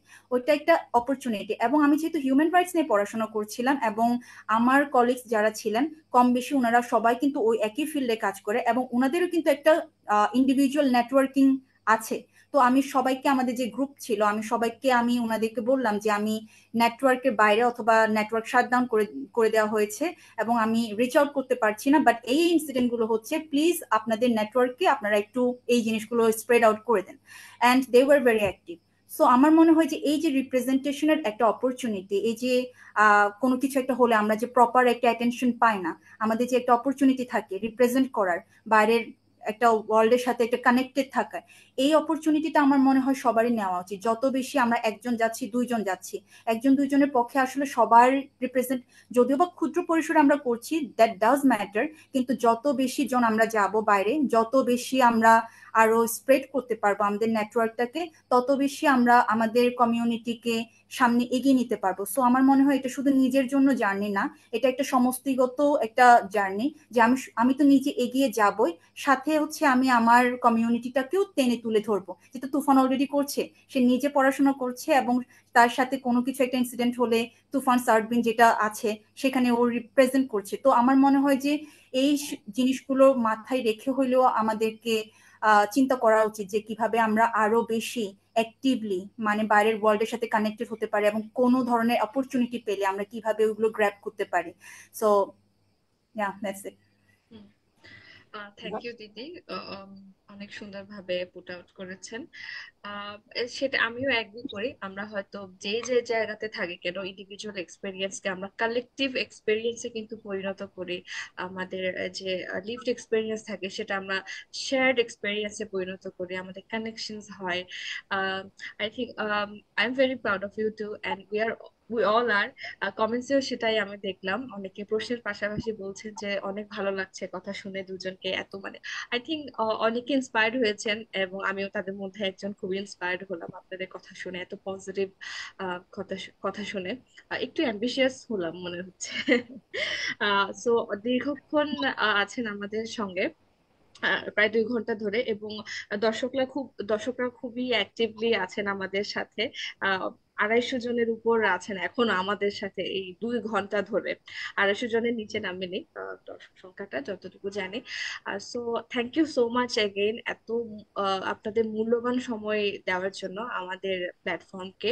CHT higher studies group, I think আমাদের যে ইন্ডিভিজুয়াল যে এক্সপিরিয়েন্স গুলো আছে, বা যে ইন্ডিভিজুয়াল স্ট্রাগল গুলো আছে, আমরা এই শেয়ারের মাধ্যমে আমরা আমাদের কানেক্টিভিটি বাড়াতে পারি, এবং হচ্ছে ইন্ডিভিজুয়ালিজম থেকে সরে এসে আমরা একটু কালেকটিভিজমের দিকে মুভ করতে পারি। আমাদের শেয়ার এক্সপেরিয়েন্স, শেয়ার সবকিছু কানেক্টেড আমরা থাকতে পারি, যেটা আমাদের জন্য খুবই খুবই ইম্পর্টেন্ট, আমাদের জন্য সংখ্যায় ছোট জাতির জন্য এবং আহ, ছোট্ট একটা জায়গা থেকে উঠে আসা মানুষদের জন্য খুবই খুবই ইম্পর্টেন্ট। সো আপনাদের জন্য অনেক অনেক বেশি শুভকামনা। আপনাদের সাথে পরে আরো কানেক্টেড থাকার এই প্ল্যাটফর্ম থেকে আশা রাখবো, আপনাদের সাথে আরো বেশি কানেক্টেড থাকবো, অনেক বেশি। সো আজকে এই পর্যন্তই। দর্শকদের উদ্দেশ্যে আবার বলবো, সাথে থাকুন, আহ, আমাদের পেজের আপডেট রাখুন, আপ টু ডেট থাকুন, এবং আরো অনেক ইন্টারেস্টিং সেশন নিয়ে আমরা হাজির হব। সো আজকে এই পর্যন্তই। Thank you. জুজু দাদা দিদি। জুজু। ওকে, সো হোস্টকে আমি মিটিং এন্ড করার জন্য রিকোয়েস্ট করব।